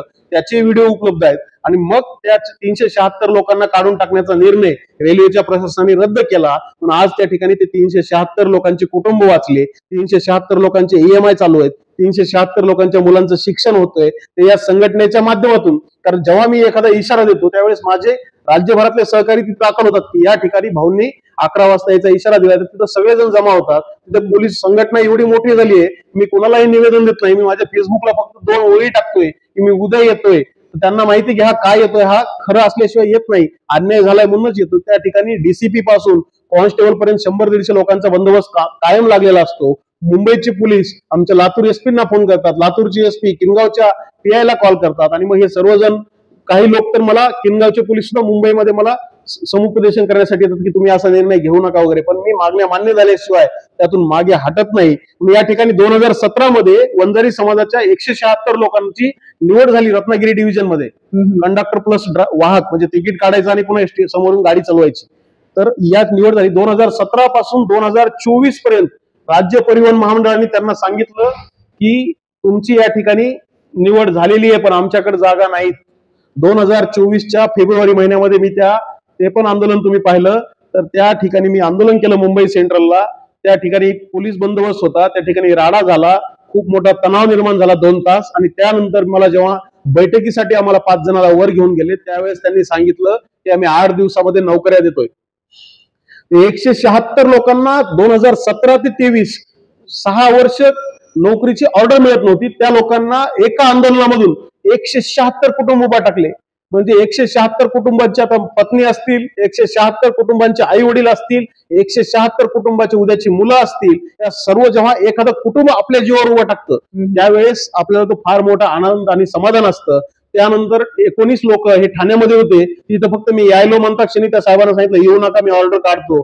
19 ते 176 हे, आणि आता कोल्हापूरचे काही, हे सगळे लोक मिळून 224 लोक हे मी 2024 मध्ये मी आंदोलनाच्या माध्यमातून वंजारी समाजाचे 224 लोक आज राज्य परिवहन महामंडळामध्ये धुळे असेल, नागपूर असेल, पुणे असेल, कोल्हापूर असेल, या सर्व आगारामध्ये आज राज्याच्या प्रत्येक आगारामध्ये माझ्या आंदोलनातून तयार झालेली लोक नोकरी करतायत. म्हणजे 376 हमाल असतील, 224 राज्य परिवहनचे कर्मचारी असतील, मग महाज्योतीचे आंदोलनवाले वेगळे, आमची फेलोशिप मिळत नाही, मग त्यांच्यासाठी नागपूरला जाऊन आंदोलन केलं. नागपूरच्या बजाजनगर पोलीस स्टेशनला मी अटक झालो. तिथे सुद्धा मला एअरपोर्टवरून पोलिसांनी ताब्यात घेतलं. पोलीस बंदोबस्तात डांगे नावाच्या IAS सोबत मिटिंग केली. तिथं माझं म्हणणं प्रखर मांडलं आणि त्या ठिकाणी 650 विद्यार्थ्यांना पीएचडी पूर्ण व्हायला 3 वर्ष लागतात. हे 3 वर्ष होईपर्यंत 35,000 रुपये महिना फेलोशिप मी सुरू केली. म्हणजे या बेरोजगारीच्या काळामध्ये त्याची पीएचडी पण होतीये आणि त्याला दर महिन्याला 35,000 रुपये पण या ठिकाणी मानधन मिळतं. अशा पद्धतीचे विविध आंदोलन असतील आणि छोटे मोठे तर रोज गाडी पकडली, गाडी धरली, सोडली, हे झालं ते झालं, अपघात झाला, इथे ब्लड पाहिजे, इथे ऑपरेशन जेजेल ऑपरेशन करायचंय, इथे हे करायचंय, औरंगाबादच्या या डॉक्टरने फीस जास्त लावली आहे ती कमी करा, नांदेडच्या दवाखान्यातून डेड बॉडी झाली, डिस्चार्ज देत नाही, डॉक्टरला बोला. हे एक ना अनेक प्रसंग सकाळी 6 पासून रात्री 2 वाजेपर्यंत चालू असतात आणि ह्याच्यामध्ये प्रत्येक माणूस वेगळा असतो आणि प्रत्येक माणूस अपेक्षेने फोन करतो. तर याला फोन केला तर आपलं काम होऊ शकतं, कमीत कमी याला फोन केला तर आपलं डोकं चालू शकतं, याला फोन केला तर आपल्याला दिशा मिळू शकते. अशा पद्धतीचं विविध अंगाने फोन घेतात. आता 4 दिवसापूर्वी आमच्या दिंडोरी तालुक्यातले घुगे म्हणून होते, त्यांच्या ट्रकचा अपघात झाला बिहारमध्ये एका जिल्ह्यामध्ये आणि बिहारच्या पोलिसांनी सांगितलं की तुम्ही एवढी अमाऊंट दिली तरच तुम्हाला गाडी देऊ, नाही तर गाडी तुम्हाला देणार नाही. त्यानंतर माझ्या ओळखीचे एक IPS ऑफिसर बिहारमध्ये काम करतात. मी त्यांना तो मेसेज पाठवला की तुम्ही या पोलीस स्टेशनला बोला आणि पुढच्या 2 तासानंतर मला तो दिंडोरीवाल्याचा फोन आला की मी कालपासून सगळ्या महाराष्ट्रातल्या नेत्यांना हा मेसेज केला होता, पण तुम्ही काय बोलले मला माहित नाही, माझी गाडी सोडली आणि आता मी नाशिककडे निघालो. म्हणजे मी बिहारमध्ये, मी जर माझ्या व्हॉट्सअपवरून एखाद्याची गाडी बिहारमध्ये सोडू शकत असेल, कुठल्याही पदावर नाही, कुठे निवडून आलो नाही, फक्त लोकांसोबत विनम्र वागून, पोलाइटली वागून जे रिलेशन तयार केलेत आणि समोरच्या अधिकाऱ्यांना सुद्धा माहितीये, समोरच्या नेत्यांना माहितीये की याचा काही स्वार्थ नसतो, याला ती गाडी सोडवायची एवढंच काम आहे. तर त्यासाठी त्या लोकांना पण कळालं की याला मदत करणं हे एक चांगलं काम आहे. आज या ठिकाणी 10 वर्ष झालं, आज लोकांना अडीअडचणीमध्ये माझ्या परीनं होईल तेवढी सगळी मदत मी करत आहे. तुमचे टोटल आंदोलन किती आहेत? माझे तसे अनेक आंदोलन झाले. तुमच्या लोणारचा हांगे नावाचा एक कृषी सहाय्यक होता आणि त्यांनी कृषी अधिकाऱ्याच्या त्रासाला कंटाळून सिंधुदुर्गमध्ये मालवण इथे आत्महत्या केली आणि त्याच्या घरचे तर तिकडे गावाकडे बॉडी घेऊन जाऊन अंत्यविधी पण करून टाकला होता. मेसेज खूप व्हायरल होत होता की त्रासाला कंटाळून आत्महत्या, त्रासाला कंटाळून आत्महत्या. कोकण आयजींना इशारा दिला. मला त्यावेळेस लॉकडाऊनच्या कडक काळामध्ये रत्नागिरी जिल्ह्यातल्या लांजा इथे अटक झाली. अटक करून मला पोलीस बंदोबस्तात सिंधुदुर्गला घेऊन जाण्यात आलं आणि त्या हांगेवर मी सांगितलं की मी इथून वापस जाईल पण कारवाई झाली पाहिजे. त्याच वेळेस कृषी राज्यमंत्री विश्वजित कदम होते. त्यांच्याशी त्या प्रशासनाने, SP आणि कलेक्टरने संपर्क साधला की हा माणूस ऐकायला तयार नाही. त्यावेळेस तिथला जिल्हा कृषी अधिकारी, त्या गावचा त्रास देणारा पोलीस पाटील, त्या तालुक्याचा तालुका कृषी अधिकारी यांची सस्पेंड ऑर्डर घेतली हातात आणि मगच निघालो. मग सिन्नरमध्ये एका सानप नावाच्या मुलीवर बलात्कार होऊन तिची हत्या केली होती मुस्लिम तरुणांनी. त्या मुस्लिम तरुणाच्या विरोधामध्ये पूर्ण सिन्नरमध्ये मोर्चा काढला आणि त्याचं नाव घेऊन घोषणा दिली. आजकाल प्रत्येक जण चमडी बचाव म्हणजे स्वतःचा बचाव करण्याचा प्रयत्न करत असताना स्वतःचा जीव धोक्यात घालून त्या आरोपीला अटक होईपर्यंत रस्त्यावरून उठणार नाही अशा पद्धती शब्द दिला.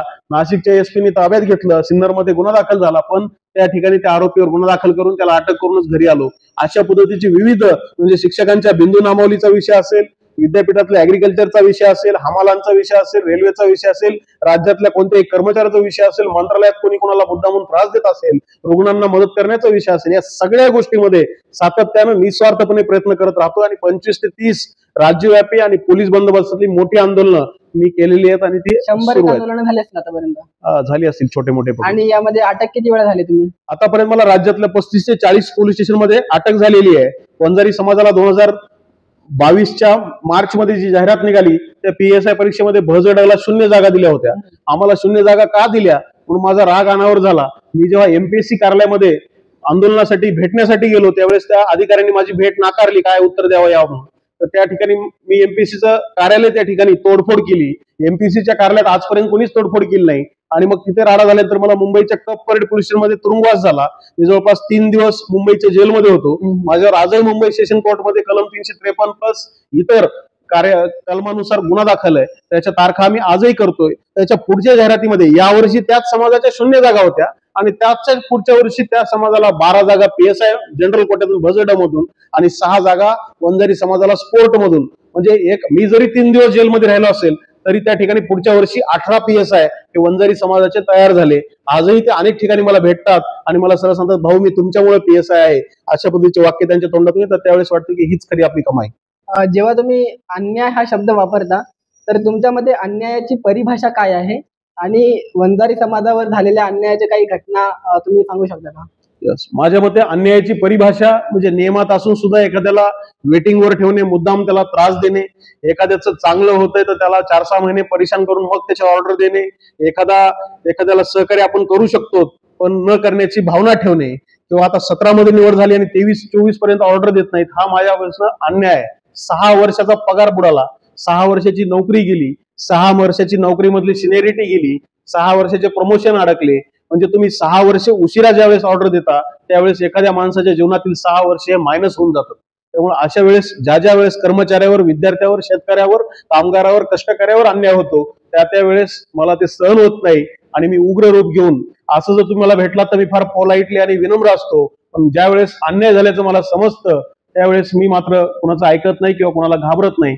अन्यायाची परिभाषा हीच आहे की आम्हाला झालेला त्रास आम्ही सहन करू शकत नाहीत किंवा मूग गिळून आम्ही गप्प बसू शकत नाही. पण अन्याय हा जेव्हा होतो तेव्हा जात पाहून अन्याय होत नाही ना, म्हणजे अनेक तुम्ही कामगार असेल, शेतकरी कर्मचारी असेल. आता तुमच्या इन कॅमेरा सांगतो, जात पाहून जर अन्याय होत नसेल तर 2017च्या भरतीतले 2024ला 176 लोक सगळी भरती झाली पूर्ण, फक्त वंजारी जातीचेच 176 लोकांची जाहिरात. आपला ऑर्डर का राहू शकते 6 महिने, 6 वर्ष? 6 वर्ष.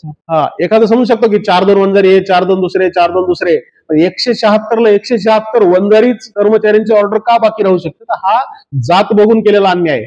याचं ज्वलंत उदाहरण आहे, त्याचे कागदोपत्री पुरावे माझ्याकडे. तुम्ही अखिल भारतीय वंजारी संघटनेचे अध्यक्ष आहेत, तर एक युवा, भारतामध्ये युवकांची संख्या खूप मोठी आहे, भारत युवांचा देश म्हणून ओळखला जातो, तर काय समस्या जाणवतात तुम्हाला युवकांच्या? आजचा युवक एकदम फ्रस्ट्रेट झालेला आहे. आजच्या युवकाला दिशा कळत नाही की आपण काय केलं पाहिजे.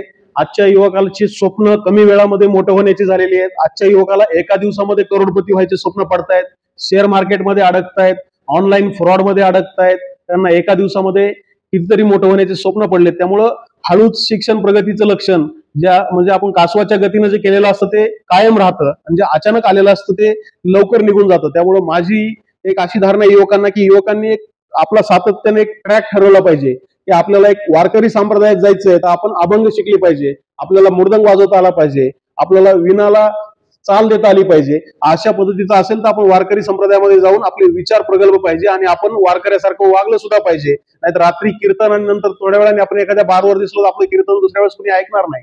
त्यामुळं शिक्षक व्हायचं तर शिक्षकासाठी, इंजिनिअरिंग करायची तर इंजिनिअरिंगसाठी, एमबीबीएस करायचं तर एमबीबीएस साठी, नेता व्हायचं तर नेत्यासाठी काबाड कष्ट केले पाहिजेत. आज आमचा हा व्हिडिओ बघून आणखी एखाद्या आमच्या युवकाच्या मनात येतं की माझाही असा व्हिडिओ झाला पाहिजे. पण 15 वर्ष मी काय भोगलोय, 15 वर्ष मी किती बस स्टँड मध्ये जाऊन झोपलोय, किती रेल्वे स्टेशनच्या प्लॅटफॉर्मला माझा मुक्काम झालाय हे त्याला माहित नसतं. त्याला जे दिसतं ते आजचं फक्त हे लाईमलाईट दिसतं आणि त्याला वाटतं की नेता व्हावं. 4-6 महिने तो कोणाच तरी मागे फिरतो, पुन्हा तो डिप्रेशन मध्ये जातो की हे लोक तर काहीच कामाचे नाहीत. कारण आमच्या राजकारणामध्ये सहसा कोणी कुणाला मदत करत नाही, कोणी कुणाला मोठं करत नाही, कोणी कुणाची ओळख करून देत नाही. आज आम्ही 15 वर्ष इथं आलो तर स्वतः ठेसा खाऊन, खाच काळगी करून, या ठिकाणी दुःख सहन करून आणि आजही सहन करतोय आणि अशा पद्धतीमध्ये आज आमचं जीवन चालू आहे. म्हणजे युवकांना मी सगळ्यात पहिलं सांगेल की व्यसनापासून दूर राहा. चाहे नोकरी नाही लागली तरी चालेल, चाहे तुम्ही काहीच नाही केलं तर चालेल, पण आई वडिलांचं समाधान हे व्यसनापासून दूर राहिल्यानंतर जेवढं आहे तेवढं कशातच नाही. त्यामुळे युवकांनी सर्वप्रथम व्यसनाच्या आहारी जाऊ नये. दुसरी गोष्ट, आपलं काम काय आणि आपलं टार्गेट काय हे ठरवावं आणि सातत्यानं त्याच्या माघारी जावं. एक स्वप्नाच्या दुनियेमध्ये युवकांनी फिरू नये, हे मला तुम्हाला सांगायचंय. आजचा युवक पूर्ण स्वप्नाच्या दुनियेत आहे की मी असं करेल, मी तसं करेल, मी आता ऑनलाईन मध्ये 2 कोटी कमवेल, मग उद्या सकाळी मी गाडी घेईल, परवा मी फ्लॅट घेईल आणि नंतर हा स्वतः 50 लाखाला मायनस गेलेला असतो. तर ते कर्ज आई वडिलांना मग फेडावं लागतं. अशा अनेक शोकांतिका आणि गोष्टी आमच्याकडे रोज येतात की यांनी असं केलंय तसं केलं. तर युवकांनी नोकरी पकडावी. एक नोकरी जेव्हा एका घरात लागते त्यावेळेस त्या घराचा उद्धार व्हायला सुरुवात जाते, ते घर पुढे व्हायला जातं. त्यामुळे अनेक जण शून्यातून पुढे येतात. त्यांचं उदाहरण घेऊन लोकांनी सुद्धा, युवकांनी तशीच मेहनत करावी, व्यसनापासून दूर राहावं, स्पर्धा परीक्षेकडे वळावं. शक्यतो राजकारणात युवकांनी येऊ नये असं सांगायचंय. जर येतच असेल तर त्याला तेवढं कष्ट करण्याची, तेवढं संयम ठेवण्याची तयारी असली पाहिजे तरच यावं. 4-2 वर्षात काय तुम्ही मोठं होणार नाहीत. जर तुमचं बॅकग्राऊंड पॉलिटिकल असेल किंवा घरी करोडपती असाल तरच तुम्ही लवकर मोठे व्हाल. तर सर्वसामान्य घरातील युवक राजकारणात येऊ इच्छित असेल, समाजकारात येऊ इच्छित असेल तर त्याने येऊ नये, कारण त्याला होणारा काय त्रास आहे ते आम्हाला माहितीये. त्यामुळे त्यांना हे येऊ नये हा माझा सल्ला आहे. स्वतःच्या करिअरकडे लक्ष द्यावं. आणि एवढं सांगून पण त्याला जमतच नसेल तर त्यानं नक्की यावं आणि ते सहन करण्याची तयारी ठेवावी. तुम्ही मगाशी म्हटल्याप्रमाणे व्यसनाधीनता जी आहे आणि एका दिवसात करोडपती बनण्याचं जे स्वप्न आहे, त्याच्या मागे एकच कारण असं मला वाटतं की हाताला काम नसणे. ज्यांच्या हाताला काम आहे त्याला दाम नसणे. तर हे सर्व रोजगाराअभावी होत आहे. तर हे रोजगार देण्यासाठी रोजगार देणे सरकारची जबाबदारी आहे. तर सरकार कुठेतरी कमी पडत आहे रोजगार देण्यामध्ये असं तुम्हाला वाटते का? नाही, सरकार रोजगार देणार म्हणजे सरकार तुमच्या प्रत्येकाच्या घरी येऊन तुम्हाला काम नाही देणार. सरकारने आता 1.5 लाख जाहिराती काढल्यात.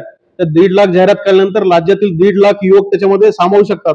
पण त्यासाठी आपली मेंटॅलिटी काही माझ्या जातीला 2च जागा आहेत, अरे बाबा तुला 2 पण नाही पाहिजे, तुला 2 मधली एकच पाहिजे.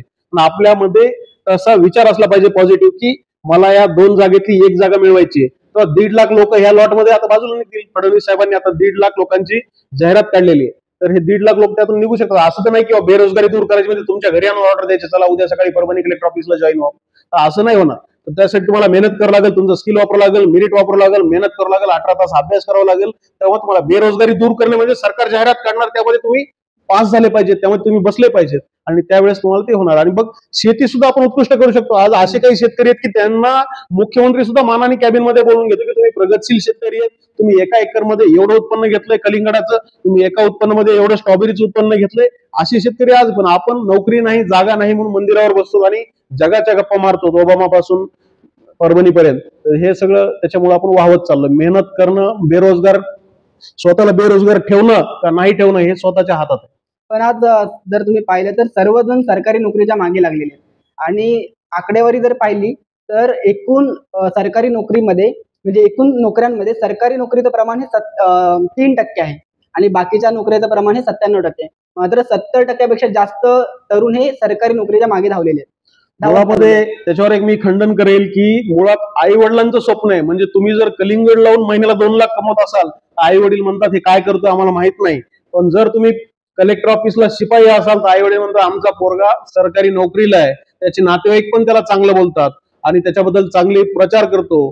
या 2 लाख वाल्याचं लग्न उशिरा होईल, पण तो कलेक्टर ऑफिसला जर शिपाई म्हणून नोकरीला लागलाय त्याचं लग्न लवकर होईल. ही आई वडिलांची मेंटॅलिटी मध्ये बदल झाला पाहिजे की आपला मुलगा स्वतःच्या पायावर आहे, त्याचा मालक कोणी नाही, तो स्वतःहून काम करतोय आणि आज महिन्याला 2 लाख रुपयाचं स्ट्रॉबेरीचं उत्पन्न घेतोय किंवा ड्रॅगन फ्रूटचं उत्पन्न घेतोय, तर त्याला आई वडिलांनी सपोर्ट केला पाहिजे. पण आई वडिलांचं लहानपणापासून म्हणणं आहे की तुला सरकारी नोकरी लागली पाहिजे, तू अमुक अमुक नोकरीला लागलाच पाहिजे. म्हणजे तुमच्या मुलामध्ये जर गाणं म्हणण्याची कला आहे, तुम्ही जर त्याला म्हणताय की तू MBBS ला लागते, हे कधीच शक्य नाही. पण सरकारी नोकरीच्या पलीकडे जाऊन स्वयंरोजगाराचा विचार तरुणांनी केला पाहिजे असं तुम्हाला वाटत नाही का? मग तेच सांगतो मी, सरकारी नोकरीच्या पलीकडे जाऊन स्वयंरोजगाराचा विचार तरुणांनी केला पाहिजे आणि त्याच अजेंड्याने तरुण चालले पाहिजेत. सरकारी नोकर हा कुणाच तरी आधिपत्याखाली असतो, त्याला कुठल्या तरी टाइमचं लिमिट असतं. ज्यावेळेस आपण स्वतःचा व्यवसाय करतो किंवा स्वतः कुठेतरी काम करतो त्यावेळेस आपले मालक हे आपण असतो. किती काम करायचं, किती मेहनत करायची, आज आम्ही नोकरी करत नाही, आज आमचे मालक आम्ही आहेत. कुणाला किती वेळ द्यायचा, काय करायचं हे आम्ही ठरवतो. आम्हाला कोणी सांगू शकत नाही की अंगठा लावून घरी जाऊन. भारत हा तरुणांचा देश म्हणून ओळखला जातो, सर्वात जास्त तरुण भारतामध्ये. आणि नुकताच एक रिपोर्ट पब्लिश झालेला आहे आंतरराष्ट्रीय कामगार संघटनेचा. त्यामध्ये असं सांगितलेलं आहे की भारतामध्ये जेवढी बेरोजगारी आहे त्यामध्ये 83% बेरोजगार हे तरुण आहेत आणि 2000 ते 2024 म्हणजे 24 वर्षामध्ये बेरोजगारीचा दर आणि आकडा हा वाढत चाललेला आहे. तर प्रश्न असा आहे की आजचे तरुण देशाचं भविष्य आहे का देशाची डोकेदुखी आहे? प्रत्येक तरुण हा स्वामी विवेकानंदांनी सांगितल्याप्रमाणे देशाचं भविष्यच आहे आणि तरुण हा उज्ज्वल असला पाहिजे, उत्साही असला पाहिजे आणि मेहनती असला पाहिजे आणि तरुणाचे विचार हे प्रगल्भ असले पाहिजे. आजच्या 22-24 वर्षाच्या तरुणाचे विचार आज तो व्यसनाधीनकडे वळलाय, त्याच्या आज पार्ट्यांमध्ये लक्ष आहे. जोपर्यंत त्याच्या जीवनातला टाइम निघून जातो तोपर्यंत तो पार्ट्यांमध्ये व्यस्त असतो आणि ज्यावेळेस खरी 27-28 वर्षाचं वय होतं आणि त्यावेळेस त्याला कळतं की आपण जे केलं ते सर्व चुकलं, पण वेळ निघून गेलेली आहे आणि त्यावेळेस मग तो चुकून दुसऱ्या मार्गाला जातो आणि मग तो आपल्या डोकेदुखी वागायला. आपण जर विवेकानंदाच्या विचाराप्रमाणे वागलो, तरुण हा देशाचं भवितव्य आहे, डोकेदुखी कधीच नाही. महाराष्ट्रामध्ये मोठ्या संख्येने तरुण स्पर्धा परीक्षा करतात, MPSC ची परीक्षा देतात. मात्र काही काळापासून MPSC जागा वेळेवर भरत नाही किंवा परीक्षा जागा जर निघाल्या तर परीक्षा वेळेवर होत नाही. यामुळे MPSC विद्यार्थ्यांवर अन्याय करत आहे असं तुम्हाला वाटते का? यामुळे कारण की अनेक विद्यार्थी जे आहेत ना, जागा वेळेवर न निघल्यामुळे किंवा परीक्षा वेळेवर न झाल्यामुळे आत्महत्या, डिप्रेशन या गोष्टीला कंटाळून ते गोष्टीकडे वळतात. ते कधी कधी MPSC कडून टेक्निकली चुका होतात, कधी कधी न कळत होतात आणि कधी कधी जाणून बुजून सुद्धा चुका होतात. एक उदाहरण सांगेल, ऑगस्ट 2014ला मंत्रालयातले एक सचिव सेवानिवृत्त होत होते. त्यांनी सेवानिवृत्त व्हायच्या दिवशी एक ओळीचं पत्र काढलं आणि सांगितलं की ज्या कॅटेगरीच्या मुली आहेत त्यांनी ओपन मधून जरी अर्ज केला तरी त्यांचा अर्ज हा कॅटेगरीतच जाऊन पडणार. त्याचं पुढे असं झालं, 2015-16ला आम्ही त्याला समांतर आरक्षण म्हणतो. त्याच्यामध्ये असं झालं की समजा वंजारी समाजाची एक मुलगी आहे, तिला 100 पैकी 99 मार्क आहेत, तर ती पण डेप्युटी कलेक्टर होतीये. त्यानंतर आणि तिने फॉर्म कशातून भरलेला आहे, ओपन मधून, तर ती ओपन मधून डेप्युटी कलेक्टर व्हायला पाहिजे. तिचा फॉर्म ओपन मध्ये भरल्यानंतर तो ऑटोमॅटिक कास्ट मध्ये जाणार. वंजारी कास्टला 100 मध्ये 2च जागा आहेत. तर त्या ठिकाणी आमच्या पहिल्या 2 मुली लागल्या, 99 मार्काची एक आणि 98 मार्काची एक. आणि तिसरी आमची मुलगी, तिने सुद्धा ओपन मध्ये फॉर्म भरलाय. तर तिला जर 95 मार्क असतील तर तिला सांगण्यात आलंय की तुझ्या जातीच्या 2 जागा भरण्यात आलेल्या आहेत. आणि तिसरी जर ओपन कॅटेगरीची 70 मार्काची मुलगी असेल, फक्त 70, तर ती दंडाधिकारी म्हणून, जिल्हाधिकारी म्हणून जॉईन होतीये. म्हणजे आमची 95 मार्काची मुलगी ओपन कॅटेगरीमध्ये फाईट देते, मेहनत करते, मेरिट करते. तर त्या मुलीला तुम्ही घरी बसवताय का, तर तुझा फॉर्म ऑटोमॅटिक कास्ट मध्ये गेला म्हणून. आणि तुमची 70 मार्काची मुलगी तिला तुम्ही तहसीलदार म्हणून पाठवताय. पण आमची जे 95 मार्क घेतलेली 25 मार्काची तफावत आहे, त्या मुली डिप्रेशन मध्ये गेल्या. त्या मुलीने अभ्यास सोडला. त्यांचा अभ्यास सोडून आई वडिलांना त्यांची ट्रीटमेंट करावी लागली. त्यानंतर आम्ही नागपूरला एक आंदोलन केलं. त्या आंदोलनाचे पडसाद 2-4 आमदारांनी विधानसभेमध्ये मांडले नागपूरमध्ये. तेव्हा पण धंतोली नावाच्या पोलीस स्टेशनमध्ये मला अटक झाली. तिथं पण आम्ही जाळपोळ केली आणि त्या ठिकाणी तो निर्णय बदलण्यात आला. त्याच्या पुढच्याच वर्षी या ठिकाणी जवळपास 7 ते 8 मुली आमच्या तहसीलदार ज्या आदल्या वर्षी अडकल्या होत्या, त्या सगळ्या आता क्लास 1 ऑफिसर आहेत. त्यातल्याच एका मुलीकडं, ती मुलगी एक क्लास 1 ऑफिसर पोस्टला, मी तिचा सत्कार करायला गेलो. मी तिचा सत्कार केल्यानंतर ती माझ्या पाया पडली. मी ताई ताई असं करू नका. तर त्यांनी मला सांगितलं की तुम्ही जे नागपूरला आंदोलन केलं, त्या आंदोलनामुळे मी आज या खुर्चीत बसलीये. तर त्यावेळेस जे समाधान भेटलं ते पैसे कमवणाऱ्याचं समाधान नाही, ते वेगळं समाधान आहे. त्यामुळे मी एवढंच सांगेल की एमपीएससीच्या कधी प्रश्न चुकतात, मग एमपीएससी जाहीर करतं की हे 2 प्रश्नाचे मार्क आम्ही देणार आहेत. एमपीएससीचं कधी कधी तारखा चुकीच्या पडतात, मागं पुढे पडतात. या सगळ्या गोष्टीमुळे विद्यार्थ्यांमध्ये संभ्रम तयार होतो. आज लेखी रायटिंगचा प्रश्न असेल किंवा ऑप्शनचा प्रश्न असेल, त्याच्यावर आंदोलनं चालू असतात. पुण्यामध्ये वेगवेगळी मोठमोठी आंदोलनं होतात आणि या आंदोलनाच्या माध्यमातून एमपीएससी विरोधामध्ये होतं. कधी कधी काही अधिकारी जाणून बुजून करतात आणि कधी कधी टेक्निकली होतं. ते झाल्यानंतर लक्षात येतं की असा अन्याय झालेला आहे. एमपीएससीचा जो पहिलेचा पॅटर्न होता ना, तो ऑब्जेक्टिव्ह होता. आता 2025 पासून डिस्क्रिप्टिव्ह पॅटर्न लागू केलेला आहे. तर याची खरंच काय महत्व आहे, किंवा खरंच अनेकांची विद्यार्थ्यांची मागणी आहे की ऑब्जेक्टिव्ह बरा होता. तर तुमचं काय म्हणणं आहे? ऑब्जेक्टिव्ह मध्ये कसं आहे की तुमचं बरोबर आलं, तुम्हाला त्याचे पूर्ण मार्क मिळून जातात. राईट. पण तुम्ही जे डिस्क्रिप्टिव्ह लिहिताय ते समोरच्याला काय तुम्ही लिहिलंय त्याचं काय वाटतं गरजेचं आहे डिस्क्रिप्टिव्ह. म्हणजे जर ऑब्जेक्टिव्ह 10ला 10 बरोबर आले तर 10 पैकी 10 मार्क मिळतील. पण उद्या डिस्क्रिप्टिव्हचे 1-2 वाक्य जर विचित्र वाटले किंवा वेगळे वाटले तर लगेच तो 10 पैकी 7 देणार. इथं जे 3 मार्काचं नुकसान झालंय ती विद्यार्थ्याचं नुकसान आहे. त्यामुळे नोकरी जाऊ शकते 3 मार्क.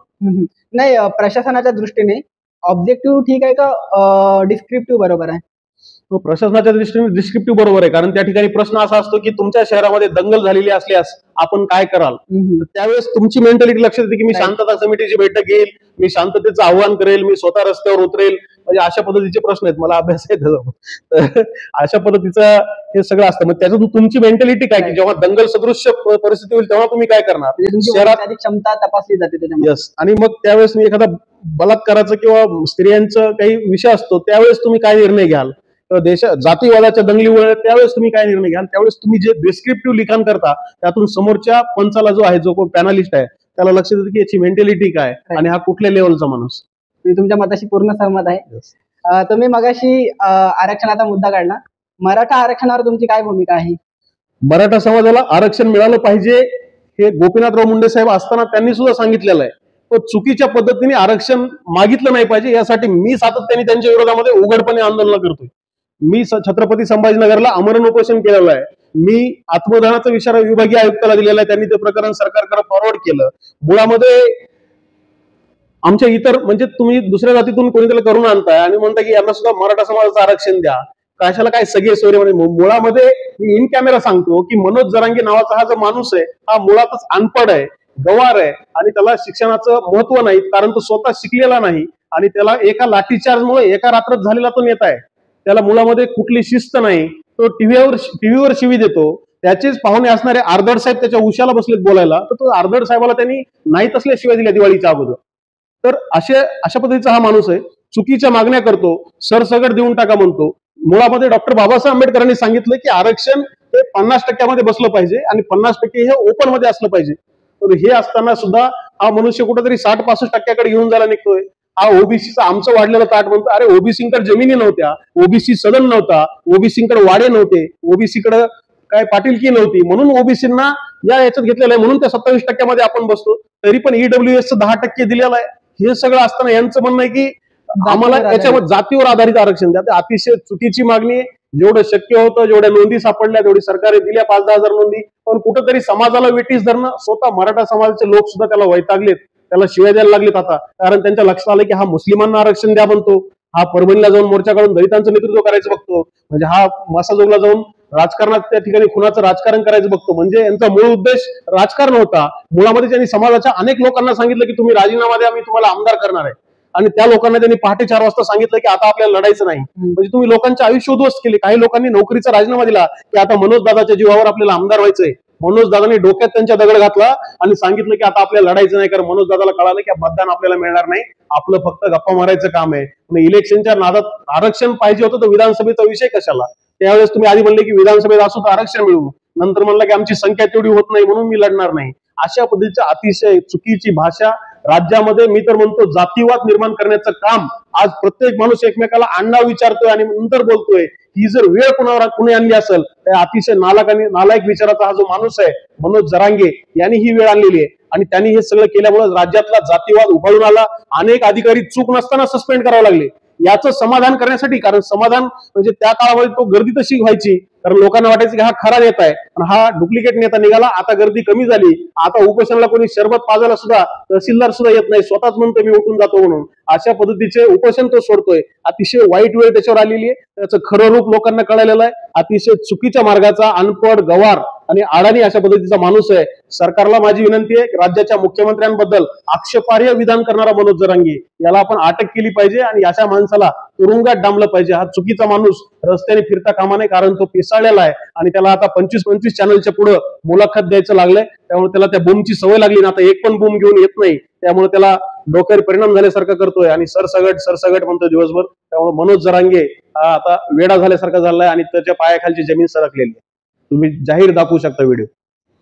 म्हणून तुम्ही जसं म्हटल्याप्रमाणे अनेकांना त्यांनी शिव्या उलट बोलल्या. ते आदरणीय देवेंद्र फडणवीस यांना त्यांनी अनेक चुकीच्या गोष्टी बोललेल्या आहेत.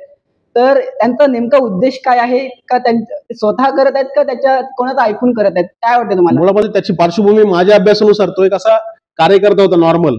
मग त्यांनी मुळामध्ये ड्रिंक करण्याचा, देशी दारू पिण्याचा नाद, आणि मग त्याच्यामध्ये त्याने एक स्वतःची एक संघटना काढली आणि त्या संघटनेचं एक उपोषण चालू असताना पोलिसांना या ठिकाणी लाठीचार्ज करावा लागला, कारण हे दगडफेक करत होते. आणि त्या लाठीचार्जच्या दरम्यान त्याने मार खाल्ला पोलिसांच्या काठीचा. आणि त्या मार खाल्ल्यामुळं तो उघडा पडला की याने एकट्यानेच मार खाल्ला बाबा म्हणून त्या ठिकाणी तो एका दिवसाच्या आंदोलनातून झालेला अपघाती हिरो आहे, ऍक्सिडेंटल हिरो. आणि मग त्याच्यातून तयार झालेला हा मनोज जरांगे. त्या दिवशीपासून त्याला कळालं की त्याचे जे आयुष्यभर स्वप्न होते, मोठं व्हायचं किंवा टीव्हीवर दिसायचं वगैरे, ते स्वप्न या लाठीचार्जमुळे पूर्ण झाले. आणि त्या लाठीचार्ज मधल्या अधिकाऱ्यांना चुकीच्या पद्धतीने सस्पेंड करण्यात आलं. आणि आज मनोज जरांगे वर्षभर त्याचं चाललं, लोकसभेपर्यंत पण चाललं, पण विधानसभेला त्याचं रूप लोकांना कळालं की हा माणूस अतिशय वेडा आहे, अतिशय चुकीचं वागतोय आणि हा आपल्याला फक्त वेठीस धरतोय. याच्यामुळे काय आरक्षण मिळणार पण नाही. जे काय गेले वर्षभर त्यांनी वाशीपर्यंत येतो आणि त्या ठिकाणी काहीतरी समझोता करून पुन्हा रस्त्याने वापस येतो. म्हणजे समाज वाशीला येईपर्यंत वेठीस धरायचा, समाजाचे हाल करायचे, प्रत्येक शब्दाला आम्ही मराठी मराठा असा करेल, मराठा तसा करेल म्हणून जातीला सोबत घेण्याचा भापक प्रयत्न करायचा. पण जातीच्या मनातून आता मनोज जरांगे उतरलेला आहे. अच्छा, मनोज जरांगे पाटलांनी आता काय करायला पाहिजे? मनोज जरांगे पाटलांनी आता एखादा आश्रम काढला पाहिजे आणि त्या ठिकाणी त्यांनी शांतपणे आत्मचिंतन केलं पाहिजे की आपण आपल्या समाजाला किती वेठीस धरलं आणि समाजाचं किती नुकसान केलं, किती युवकांच्या आत्महत्या घडून आणल्या, किती लोकांचे घरं उठवले, यांच्या आंदोलनादरम्यान फिरण्यासाठी किती युवकांनी कर्ज काढलं आणि त्या युवकांना आपण कर्जबाजारी केलं, किती लोकांना आपण राजकारणात मोठं करतो म्हणून त्यांनी स्वप्न दाखवले आणि त्यांचं स्वप्न भंग करून त्यांचं जीवन उद्ध्वस्त करण्याचं काम केलं. त्या मनोज जरांगेने आता कुठेतरी एखादं गायरान जमीन पकडावी आणि तिथं स्वतःचं संस्थान काढून आत्मचिंतन करावं. महाराष्ट्राचं राजकारण जे आहे ना, तर ते संतोष देशमुख प्रकरण आणि बीड यावरच फिरत चाललेलं आहे. जे संतोष देशमुख प्रकरण घडलेलं आहे आणि त्याच्यामध्ये जे मुख्य आरोपी वाल्मिक कराड यांना अटक केलेली आहे. त्यांच्यावर मुख्य 2 आरोप आहेत की हत्येचा एक आरोप आहे आणि खंडणी मागितल्याचा एक आरोप आहे. आणि त्याच बरोबर त्यांचे जे निकटवर्ती आहेत आदरणीय धनंजय मुंडे साहेब, तर त्यांच्यावरही आरोप केला जातो की यांचा राजकीय वरदहस्त आहे, राजकीय पाठिंबा आहे यांना. आणि अंजली दमनिया यांनी त्यांचे कृषी घोटाळ्यात कृषी मंत्री असताना काही घोटाळे आरोप त्यांनी लावलेले आहेत, पुरावे त्यांनी सादर केलेले आहेत. त्यामुळे त्यांच्या राजीनाम्याची मागणी केली जाते. इव्हन लोकांकडून, विरोधकांकडून आणि तुमच्याच पक्षातील काही नेत्यांकडून ती मागणी केली जाते. तर यावर तुमचं काय म्हणणं आहे? मुळामध्ये स्वर्गीय संतोषजी देशमुख यांचा ज्या दिवशी खून झाला त्याच्या दुसऱ्याच दिवशी नागपूरच्या अधिवेशनामध्ये स्वतः मंत्री असलेले धनंजयजी मुंडे साहेब यांनी सांगितलं की आरोपीला फाशी झाली पाहिजे. ते सभागृहात पण सांगितलं, सभागृहाच्या बाहेर पण सांगितलं. आरोप सिद्ध झाल्यास गुन्हेगारांना वाटेल ती शिक्षा द्या, गुन्हेगारांना जात नसते हे आम्ही दुसऱ्या दिवशीपासून मीडियावर पण सांगितलंय. माझे मीडियाचे बाईट माझ्या फेसबुकला आहेत आणि आम्ही विविध ठिकाणी निवेदन दिलेले कलेक्टरला, एसपीला, आयुक्ताला. तर त्या ठिकाणी आम्ही सांगितलं की जर आरोप सिद्ध झाले तर आरोपीला शिक्षा झाली पाहिजे. आरोपीचं आम्ही समर्थन करत नाहीत, आरोपीला फाशी झाली पाहिजे अशा पद्धतीचं आमचं पहिल्या दिवशीपासून म्हणणं आहे. पण एकाच मंत्रिमंडळामध्ये 2 मंत्री झालेत हे काही समाजाला किंवा काही लोकांना देखवत नाही किंवा पाहवत नाही. त्या लोकांचं म्हणणं आहे की यांचा राजीनामा घ्यायचा म्हणजे घ्यायचा. संतोष देशमुख साहेबांची केस चालणारच आहे, आरोपी तुरुंगामध्ये आहेत. सर्व होणारे गुन्हा सिद्ध झाल्यानंतर आरोपींना जन्मठेप होईल, फाशीची शिक्षा होईल, जे काही न्याय कोर्ट देईल तो होणारच आहे. पण या ठिकाणी लोकांचं म्हणणं आहे की धनंजय मुंडेंचा राजीनामा घेतला पाहिजे. उद्या तुम्ही आणि मी सोबत राहत असू आणि तुम्ही कुठं काही केलं तर त्याच्याबद्दल मला शिक्षा नाही झाली पाहिजे, तो तुमचा विषय आहे. आणि तो जर सिद्ध झाला तर तुमचा विषय, नाही तर नाही. त्यामुळं ते आरोपी पोलिसांच्या ताब्यात आहेत, प्रकरण न्यायप्रविष्ट आहे. पण दिवसाला उठायचं आणि आपले जुने काहीतरी दुश्मने काढायचे आणि म्हणायचं की धनंजय मुंडेंचा राजीनामा झाला पाहिजे. काही लोकांचं तर टार्गेटच की धनंजय मुंडेंचा राजीनामा घ्यायचा म्हणजे घ्यायचा. हे अतिशय चुकीचं आहे. विचार खालच्या पातळीचे आहेत. निवडणुकीमध्ये हार जीत होत असते, पराभव होत असतो, कधी माणूस मोठा होत असतो, त्यावेळेस आपण ते सहन करण्याची ताकद राजकारणामध्ये असली पाहिजे. मुळामध्ये अंजली दमानिया कोण आहेत? अंजली दमानिया यांना लोकांचा काय आधार आहे तर काहीच नाही. अंजली दमानियांनी याच्या अगोदर काय केलं? छगन भुजबळ, एकनाथराव खडसे यांना टार्गेट करण्याचा प्रयत्न केला, त्यांना उद्ध्वस्त करण्याचा प्रयत्न केला. विनाकारण कुठलंही काही नसताना नागपूरला जाऊन निवडणूक लढवली गडकरी साहेबांच्या विरोधामध्ये. अतिशय सुपारी घेऊन काम करणारी बाई आहे. तिने सांगितलं की वंजारी समाजातील लोकांना चुकीच्या मार्गाने गोपीनाथ मुंडेंनी नोकऱ्या लावल्या. आज आमच्या समाजातले मेरिटवरचे विद्यार्थी आज UPSC पास झालेले आहे. आमचे जे कलेक्टर आहेत, आमचे जे SP आहेत, हे लोक चुकीच्या मार्गाने लागले का? आज राज्यभरामध्ये आम्ही काबाड कष्ट करून, मेहनत करून आज आमची मुलं अभ्यासिकेमध्ये बसून 18 तास अभ्यास करतात. तेव्हा आम्ही या ठिकाणी MBBS ला लागतो, MD ला लागतो, आम्ही PG ला लागतो. आज आम्ही MSc करतो, PhD करतो, आज आम्ही UPSC करतो, MPSC करतो. कंडक्टर, ड्रायव्हर व्हायचं असेल तरी आम्ही काबाड कष्ट करतो. पोलीस भरतीला आमची पोरं पहाटे 4 वाजल्यापासून मैदान नसेल मिळत तर डांबर रोडवर रस्त्यावर व्यायाम करतात आणि त्या ठिकाणी पोलीस भरतीला लागतात. त्या ठिकाणी दमनियाबाई म्हणली की वंजारी समाजातील लोकांनी चुकीच्या पद्धतीने नोकऱ्या झाल्यात. मी तिचा जाहीर निषेध तर टीव्हीवर सुद्धा केलेला आहे. पण आज तुमच्या समोर सुद्धा सांगतो की दमनियाबाईंनी वंजारी समाजाबद्दल जे काही चुकीचं वक्तव्य केलंय त्याचाही मी जाहीर निषेध करतो. आमच्या कर्मचारी, आमचे जे काही कर्मचारी आहेत ते सर्वजण मेरिटवर लागलेले आहेत, मेहनतीवर लागलेले आहेत आणि कष्ट करून लागलेले आहेत. बाकी कशाने नाही, फक्त मुंडे साहेबांनी आम्हाला जीवन जगण्याचा मार्ग दाखवला, हिंमत दिली, आधार दिला आणि त्यांनी सांगितलं की या ठिकाणी आपण स्वाभिमानाने जगलं पाहिजे. पण आज आम्ही नोकऱ्या करतोय मुंडे साहेबांच्या प्रेरणास्थान, आशीर्वाद म्हणून. या ठिकाणी अंजली दमानिया जे काही चुकीचं बोललं तिचा जाहीर निषेध करतो. येणाऱ्या काळामध्ये तिचं उघडं पडणारच आहे. ते एकदम टार्गेटेड वर्क करते बाई. त्याच्यामुळे ती बाई महाराष्ट्रामध्ये लोकांना माहिती आहे की संजय राऊत नंतर आता अंजली दमानियांचाच नंबर लागलाय की या ठिकाणी लोकांना बोर करण्यासाठी आणि चुकीचे विषय उचलून. काही शेतकरी घोटाळा झाला नाही, काही झालेला नाही. जर काही झाला असेल तर ते सिद्ध होईल. चुकीच्या मागण्या करून लोकांना बदनाम करणं आणि बोलताना म्हणायचं की मी धनंजय मुंडेंचा राजीनामा घेणारच, तर हे घेणारच ही आखूड वृत्ती आहे की आपल्याला यांचा राजीनामा घ्यायचा. हे टार्गेटेड वर्क आहे. कोणीतरी सांगितलं की तू एवढं नाच, त्याच्यानंतर तुला असं करूया, अशा पद्धतीचं हे काम आहे. त्यामुळे ती बाई रोज ओरडतीये. त्या बाईचा सुद्धा मी संपूर्ण समाजाच्या वतीने जाहीर निषेध करतो. कोणाचं ऐकून करत आहेत असं तुम्हाला वाटतंय? कोणाचं ऐकून सांगता येणार नाही. आता प्रत्येकाचा गुरु कोण असेल सांगता येत नाही, कोणाचा दुश्मन कोण असेल काही सांगता येत नाही. पण पैसे घेऊन आरोप करणे आणि एखाद्याची राजकीय कारकीर्द उद्ध्वस्त करणे हे त्यांचं पॅशन आहे आणि त्या पॅशनवर काम करतात. वाल्मिक कराडला तरी दोषी मानता का तुम्ही? त्यांच्यावरचे गुन्हे सिद्ध झाल्यानंतर ते दोषीच असणार आहे. वाल्मिक कराड जेव्हा गुन्हे सिद्ध होतील तेव्हा ते आमचे पाहुणे नसतील, ते गुन्हेगार असतील, कारण गुन्हेगाराला जात नसते. नाही, बट त्यांच्यावर खंडणी मागितल्याचे ते आरोप आहेत ना, म्हणजे हो, पण ते सिद्ध व्हायला कॉल रेकॉर्डिंग पण आरोप आहे. तो आरोप कोर्टामध्ये सिद्ध होईल आणि कोर्ट त्यांना जी शिक्षा देईल त्यावेळेस ते सिद्ध होईल. तोपर्यंत आज तर फक्त त्यांच्यावर आरोप आहेत. बट हे सर्व प्रकरण घडत असताना भगवानगडाचे महंत आदरणीय नामदेव शास्त्रीजी यांनी स्टेटमेंट केलं की आम्हाला, आमचा तुम्हाला पूर्ण पाठिंबा आहे धनंजय मुंडे यांना. तर अशा प्रकारचे एक धर्मशास्त्रज्ञ राजकीय स्टेटमेंट करणं, राजकीय वक्तव्य करणं हे कितपत योग्य आहे? मुळामध्ये भगवानगड हे आमचं दैवत आहे आणि भगवानगड आमचं पूर्ण श्रद्धास्थान, प्रेरणास्थान आहे. आणि त्या ठिकाणी धनंजय मुंडे साहेब हे लहानपणापासून जातात येतात, किंवा वंजारी समाजातील किंवा 18 पगड जातीतील प्रत्येक जण भगवानगडावर जातो, कारण त्याची भगवान बाबावर नितांत श्रद्धा आहे. आणि त्या श्रद्धेपोटी धनंजयजी मुंडे साहेब नेहमीच त्या ठिकाणी जात असतात. मंत्रीपद मिळाल्यानंतर, आमदार झाल्यानंतर, विविध यश संपादन केल्यानंतर ते बाबांच्या आणि शास्त्रीजींचा आशीर्वाद घेण्यासाठी जात असतात. पण ज्या वेळेस गुन्हेगार कोणीतरी वेगळा असेल आणि फक्त त्याच्या जवळचे, त्यांच्या ओळखीचे आहेत, अशा अनुषंगाने त्यांच्यावर आरोप करायचं, त्यांना चारी बाजूनी घेरायचं आणि त्यांचं राजकीय जीवन उद्ध्वस्त करण्यासाठी प्रयत्न करायचं, त्यावेळेस आमचे पालक या नात्याने, आमचा एक आधारस्तंभ या नात्याने बाबांनी हे सांगितलं की धनंजय मुंडे यांच्या पाठीशी आम्ही आहोत. म्हणजे जेव्हा तुम्ही चुकीचे आरोप करता त्यावेळेस आम्हीही त्यांच्या सोबत आहोत आणि हे आरोप आम्हाला मान्य नाहीत. अशा वेळेस त्यांनी सांगितलं की धर्मशास्त्राने जरी असले तरी शेवटी ते एक माणूस आहेत, त्यांना सुद्धा कळतं की ह्या माणसावर विनाकारण त्रास चालू आहे, या माणसाला विनाकारण मानसिक ताण देणं चालू आहे, या माणसाचं आयुष्य उद्ध्वस्त करणं चालू आहे. त्यावेळेस शास्त्रीजींनी सांगितलं की भगवानगड हा धनंजय मुंडे साहेबांसोबत आहे. एवढंच, बाकी काही नाही. बट या विषयाची गंभीरता आणि पार्श्वभूमी लक्षात न घेता ढोबळमानाने बोलणं की आमचा तुम्हाला पाठिंबा आहे, कारण की आरोप आहेत, अजून प्रकरण धनंजय मुंडेंवर कुठल्याही प्रकारचा गुन्हा दाखल नाही. धनंजय आरोप जरी असला तर कुठला FIR दाखल नाही. जर आरोप असला किंवा त्याच्यात कुठं असते सहभागी, प्रत्यक्षदर्शी, अप्रत्यक्षदर्शी, तर त्यांच्यावर आज FIR झाला असता. त्यांच्यावर कुठलाही FIR नाहीये. त्याचं काही नसताना फक्त त्यांना टार्गेट करायचं आणि यांचं जिल्ह्यामध्ये खूप चालतं, हे पालकमंत्री असताना यांनी आमचं काहीच ऐकलं नाही म्हणून त्यांना टार्गेट करणं, अशा पद्धतीच्या गोष्टींमुळे आज धनंजय मुंडेंना कुठलाही समन नसताना टार्गेट केलं जातंय. त्याच्यामुळे शास्त्रीजींनी सांगितलं की आम्ही त्यांच्या सोबत आहोत.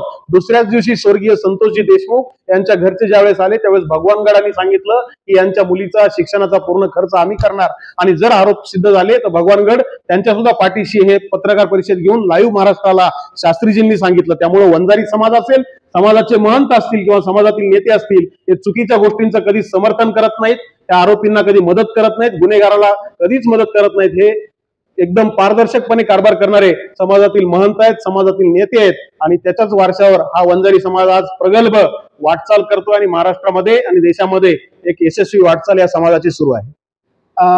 मनोज जरांगे पाटील मागे म्हणत होते की आताच ते म्हणत होते एका मुलाखतीमध्ये की आता हे प्रकरण दाबून टाकलं जाणार आहे आणि आरोपींना सोडून दिलं जाणार आहे मोकळं.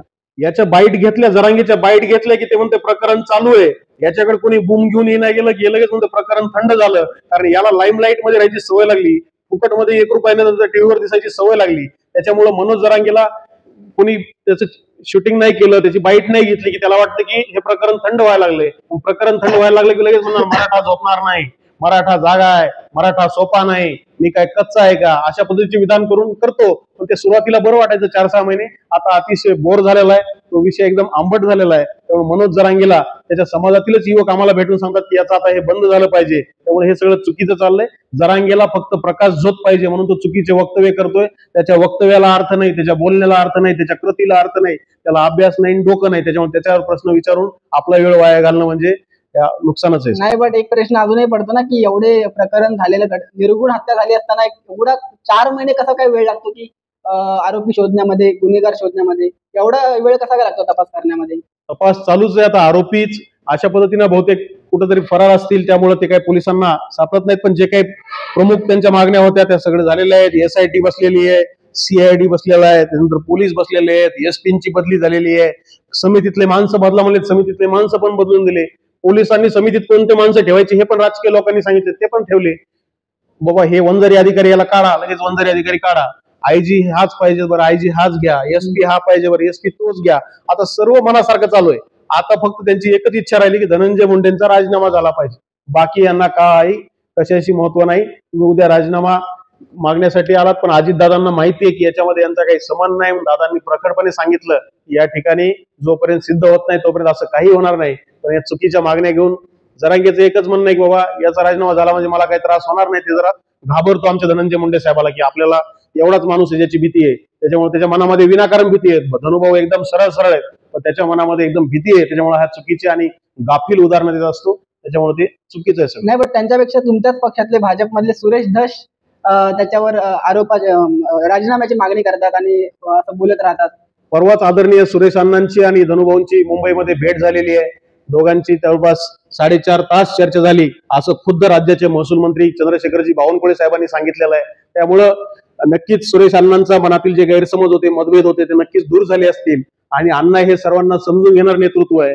अण्णा यांनी राजकारणाचा परखड त्यांना अनुभव आणि अभ्यास आहे. त्यामुळे आदरणीय सुरेश अण्णा येणाऱ्या काळामध्ये त्यांचे मतभेद आणि मनभेद दूर झाले असतील तर ते नक्कीच येतील. कारण 4.5 तास जेव्हा माणूस एकत्र बसतो त्यावेळेस नक्कीच मतभेद दूर होतात. नाही, बट त्याचंही म्हणत होते की अंजली दमनिया यांनी जे आरोप केलेले आहेत ते जरा तितकेसे प्रभावीपणे त्यांनी मांडलेले नाही. मी अजून ते प्रभावीपणे मांडण्याचं काम मी करणारच आहे. पण अण्णा गेले जेवढे 15 दिवसापूर्वी जेवढे प्रभावीपणे मांडत होते तेवढा अण्णांनी प्रभावीपणे मांडण्याचं बंद केलेलं आहे. कारण अण्णांच्या लक्षात आलं की हे सगळं चुकीचं मिसअंडरस्टँडिंग आहेत आणि सगळं हे आपल्याला कुणीतरी चुकीची माहिती दिल्यामुळे घडून आलेलं आहे. पण अण्णांचे मतभेद आता चांगलेच दूर झालेले आहेत आणि जवळपास 4.5 तास आपण एकत्र बसतो त्यावेळेस नक्कीच आपले सर्व निवांत बोलणं होऊन आपलं त्या ठिकाणी सगळे मतभेद आणि हे दूर होतात आणि त्याच वेळेस आपण एकत्र 4.5 तास बसू शकतो. नाही तर 4.5 मिनिट सुद्धा आपण एखाद्या जवळ बसू शकत नाही. आदरणीय अण्णांनी जी भेट दिली त्याबद्दल मी अण्णाचे सुद्धा आभार मानतो. भारतामध्ये एक कॉन्ट्रोवर्सी तयार झालेली आहे. इंडिया गॉट टॅलेंट एक कॉमेडी शो आहे. तिथे रणवीर अलाहाबादिया एक फेमस युट्यूबर आहे, पॉडकास्टर आहे, ज्याचे 10.5 मिलियन पेक्षा जास्त फॉलोअर्स आहेत. त्याच्या पॉडकास्टमध्ये मोठे मोठे दिग्गज नेते, एकनाथ शिंदे सारखे नेते, केंद्रीय मंत्री, फिल्म स्टार, मोठे मोठे नेते त्याच्या पॉडकास्टमध्ये येतात. तर त्याने एका कॉमेडी शो मध्ये खूप अभद्र, बेकार असं त्यांनी स्टेटमेंट केलं, जे आई वडिलांच्या प्रायव्हसी बद्दल तो बोललेला आहे. तर त्याचे जे फॅन फॉलोविंग आहे, तरुण खूप फॅन फॉलोविंग आहे. तर अशा प्रकारचं स्टेटमेंट बद्दल तुम्ही काय म्हणताल? त्यांनी जे स्टेटमेंट केलेलं आहे ते अतिशय चुकीचं आहे. त्यामुळे विद्यार्थ्यांच्या मनावर असेल, त्याला फॉलो करणाऱ्या लोकांच्या मनावर असेल, हा चुकीचा परिणाम झाला. नक्कीच त्याच्या विरोधात निगेटिव्हिटी तयार झाली असणार, होणारच आहे. आणि त्याच्या विषयावर आपण वेळ वाया घालवणं हे पण चुकीचं आहे. पण त्यांनी याच्या पुढे असं करायला नकोय, त्याचा मी निषेध करतो. पण या ठिकाणी त्याचे जे फॉलोअर्स आहेत त्यांच्या मनावर नक्कीच वाईट परिणाम झाला असेल. कुठल्याही सेलिब्रिटीने असेल, इन्फ्लुएन्सरने असेल, विचार करून बोललं पाहिजे, विचार करून वागलं पाहिजे, तेव्हाच त्याचे फॉलोअर्स त्याला फॉलो करतात, अन्यथा त्याच्यापासून दुरावतात. आणि त्यामुळे देशामध्ये सुद्धा वेगळा मेसेज जातो, मुलांच्या मनावर वेगळा परिणाम होतो. त्यामुळे त्याचा मी जाहीर निषेध करतो आणि सरकारने, आपल्या लोकांनी सुद्धा त्याची कॉन्ट्रोवर्सीमध्ये जास्त वेळ घालू नये. त्यांनी माफी सुद्धा मागितलेली आहे, तरी सुद्धा एकदा आपल्या तोंडातून शब्द निघून गेला. आता मी जरांगेबद्दल बोललो ना, तर मी उद्या सकाळी पण म्हणायचे हो मी बोललोय. आणि हे आपलं पाहिजे, आज बोलायचं आणि उद्या सकाळी माझ्या तोंडातून चुकून गेलं, अनावधानाने गेलं, असं अजिबात जमत नाही. त्यामुळं जे काही तो बोलला त्याला ती शिक्षा तर होणारच आहे. त्याने माफी जरी मागितली त्याची वाक्य हे जाणार नाहीत किंवा तुमची मीडिया त्याला काही सोडणार नाही. ते व्हिडिओ आहे तो पुन्हा पुन्हा व्हायरल होणारच आहे. त्याच्यामुळं त्याला काही पर्याय नाही. तो अतिशय चुकीचं वागलेला आहे. आणि 10 मिलियन फॉलोअर्स असताना आपण विचार करून वागलं पाहिजे, आपण विचार करून लिहिलं पाहिजे. अशा पद्धतीचं चुकीचं विधान त्यांनी केलेलं आहे, त्याचा मी निषेध करतो. आणि जे त्याला फॉलो करतात त्या लोकांनी जास्त मनावर परिणाम करून घेऊ नये एवढा मेसेज तुमच्या माध्यमातून देतो. तुमची इथून पुढची वाटचाल कशी असणार आहे? तुमची निवडणुकीमध्ये राज्यपाल नियुक्त आमदार करण्याची मागणी लोकांनी केली होती. पक्षामधून तिकीट मिळालं नाही म्हणून ही मागणी केली होती का अजून काही कारण होती? मुळामध्ये एक कार्यकर्ता जेव्हा भारतीय जनता पार्टीचा असतो त्यावेळेस या राज्यामध्ये आम्ही राज्याचे मुख्यमंत्री देवेंद्रजी फडणवीस साहेब असतील, पक्षाचे अध्यक्ष चंद्रशेखरजी बावनकुळे साहेब असतील, रवींद्रजी चव्हाण साहेब असतील, गिरीशजी महाजन साहेब असतील, पंकजाताई असतील, अनेक आमच्या पक्षाचे सर्व जे काही नेते आहेत या सर्व नेते मंडळीच्या माध्यमाखाली आम्ही एक कार्यकर्ता म्हणून काम करतो. भारतीय जनता पार्टीचा कार्यकर्ता कधीच स्वतःहून काही मागत नाही. त्याला अचानक फोन येतो की तुझी इथं निवड झाली आहे किंवा तुला उद्या सकाळी फॉर्म भरायचं, तुला इथे यायचंय. त्यामुळे दुसऱ्या पक्षामध्ये कदाचित मागणी करून काही मिळत असेल, पण भारतीय जनता पार्टीमध्ये काम करत राहावं लागतं. मी या ठिकाणी ती मागणी केली नव्हती. माझे जे सहकारी आहेत ते गेल्या 10-15 वर्षापासून माझा प्रवास, माझा झालेले त्रास, मला होणारा त्रास हे सर्व ते पाहत असतात. त्यामुळे त्यांनी विभागीय आयुक्ताला आणि भाजपच्या नेत्यांना मराठवाड्याच्या वतीने निवेदन दिलं होतं की राज्यपाल नियुक्त जे तुम्ही 12 आमदार करताय त्याच्यामध्ये धनराज गुट्टेंचा समावेश व्हावा. आणि ती बातमी टीव्हीला लागली, लोकशाही चॅनलला, म्हणून ती बातमी महाराष्ट्रामध्ये व्हायरल झाली. ठीक आहे, ही कार्यकर्त्यांची भावना आहे, पण मी मात्र पक्षाने दिलेली जबाबदारी सांभाळतो. माझी कुठलीही पक्षाकडून अपेक्षा नाही. आज मला पक्षाने सांगितलं की विधानसभा निवडणुकीमध्ये तुम्हाला वाशिम जिल्ह्यामध्ये काम करायचंय. मी पूर्ण वेळ वाशिम मध्ये जाऊन राहिलो आणि तिथं स्वतःहून उमेदवाराच्या सोबत रस्त्याने फिरून काम केलं. त्यानंतर पक्षाने सांगितलं की वाशिम जिल्ह्यामध्ये सदस्य नोंदणी अभियानात तुम्हाला काम करायचंय. वाशिम जिल्ह्यात सदस्य नोंदणी अभियानात काम करून दाखवलं. त्यानंतर आमच्या पक्षाने सांगितलं की आता तिकडचं काम चांगलं झालंय, तुम्हाला सिंदखेड राजामध्ये जाऊन काम करायचंय. मी काहीही बोललो नाही, पुन्हा गाडीत बॅगा टाकल्या आणि सिंदखेड राजाला जाऊन राहिलो आणि तिथली सदस्य नोंदणी वाढवली. पण ज्यावेळेस पार्टी आम्हाला सांगते की तुला बिहारच्या इलेक्शनसाठी जायचंय, तुला गुजरातच्या इलेक्शनसाठी जायचंय, त्यावेळेस आम्ही पार्टीचा आदेश शिरसावून मारून, कारण आमच्या पक्षाचं ब्रीद वाक्याचे प्रथम राष्ट्र, नंतर पक्ष आणि शेवटी काही जमलं तर स्वतःला. त्यामुळे आम्ही राष्ट्रासाठी आणि पक्षासाठी काम करणारे पूर्ण वेळ कार्यकर्ते आहोत. त्यामुळे कुठलं बी आमदार खासदार असेल, आजही आमदार खासदार नसताना कुठली कामं अडत नाहीत, तर पार्टीला आम्ही काही स्वतःहून मागत नाहीत. पार्टीला ज्या दिवशी एखादी गोष्ट योग्य वाटेल, पार्टीला ज्या दिवशी या कार्यकर्त्याला काहीतरी आधार दिला पाहिजे किंवा याला काहीतरी एखाद्या पदावर नेऊन न्याय दिला पाहिजे, त्या दिवशी ती करतील. पण आमच्या पार्टीमध्ये स्वतः जाऊन पद मागणे, स्वतः जाऊन मला काहीतरी करा म्हणणे, ही पद्धतच भारतीय जनता पार्टीमध्ये नाही. कारण भारतीय जनता पार्टी ही कुठल्या घराणेशाहीची पार्टी नाही. कारण काँग्रेसमध्ये राहुल गांधी असतील, सोनिया गांधी, प्रियंका गांधी, राजीव गांधी, संजय गांधी हे चालतं. पण आमच्या पक्षामध्ये कधी व्यंकय्या नायडू अध्यक्ष असतात, कधी या ठिकाणी अटल बिहारी साहेब अध्यक्ष असतात, कधी हेडगेवार साहेब असतात, कधी या ठिकाणी आमचे JP नड्डा साहेब आहेत, कधी अमित शहा साहेब आहेत. तर असे वेगवेगळ्या प्रकारचे अध्यक्ष भारतीय जनतामध्ये काम करतात. कधी अटलजी पंतप्रधान होतात, कधी लालकृष्ण अडवाणी साहेब पंतप्रधान होतात, कधी मोदीजी पंतप्रधान होतात, कधी अमितजी गृहमंत्री होतात, राजनाथ सिंग संरक्षण मंत्री होतात. म्हणजे कार्यकर्त्यांची पार्टी म्हणून भारतीय जनता पाडली जाते. आज आमचे विनोद तावडे साहेब राष्ट्रीय सरचिटणीस म्हणून काम करतायत. विविध राज्यांमध्ये त्यांना पाठवलं जातं. हरियाणाची निवडणूक बघा, तुम्ही तिकडे जा. तुम्ही बिहारची निवडणूक बघा, बिहारला जा. तुम्ही नितीश कुमारांना बोला, तुम्ही जयललितांना बोला. हे सर्व चालू असतं. पार्टीचा एक कार्यकर्ता म्हणून आमचे नेते सुद्धा स्वतःला कार्यकर्ता म्हणून काम करून घेतात. आणि ज्या कार्यकर्त्यातली कौशल्य आणि त्याचं सर्व पार्टीच्या लक्षात येतं, त्याला योग्य वेळी सल्ला आणि संधी दिली जाते. आणि त्याला कधी फक्त एवढाच फरक आहे, कुणाला 5 वर्ष लवकर संधी मिळते, कुणाला 5 वर्ष उशिरा संधी मिळते. आज ज्याचा त्याच्या नशिबाचा आणि कष्टाचा भाग आहे. त्यामुळे भारतीय जनता पार्टीचा कार्यकर्ता हा सक्षम असतो, वरखड असतो, राष्ट्रहिताच्या विचाराचा असतो. आणि त्या कार्यकर्त्याला आम्ही हिंदुत्वासाठी जगतो आणि राष्ट्रहितासाठी जगतो. आणि भारतीय जनता पार्टीचा प्रसार व प्रचार करण्यासाठी आज आम्ही आमचं जीवन वाहून घेतलेलं आहे. त्या पद्धतीने हे काम सुरू आहे. वेळोवेळी आमचे नेते बोलवतात, यशस्वी काम केल्याबद्दल सत्कार करतात, प्रोत्साहनाची थाप टाकतात. आज भारतीय जनता पार्टीचा एका गरीब घरातला मुलगा आहे. माझ्यासोबत जे उपाध्यक्ष आहेत, कुणी आमदाराच्या घरचे आहेत, कुणी मोठमोठ्या नेत्यांचे वारसदार आहेत, त्यांच्यासोबत मी एका गरीब शेतकरी सर्वसामान्य कुटुंबातला मी आज प्रदेशाचा उपाध्यक्ष म्हणून काम करतोय.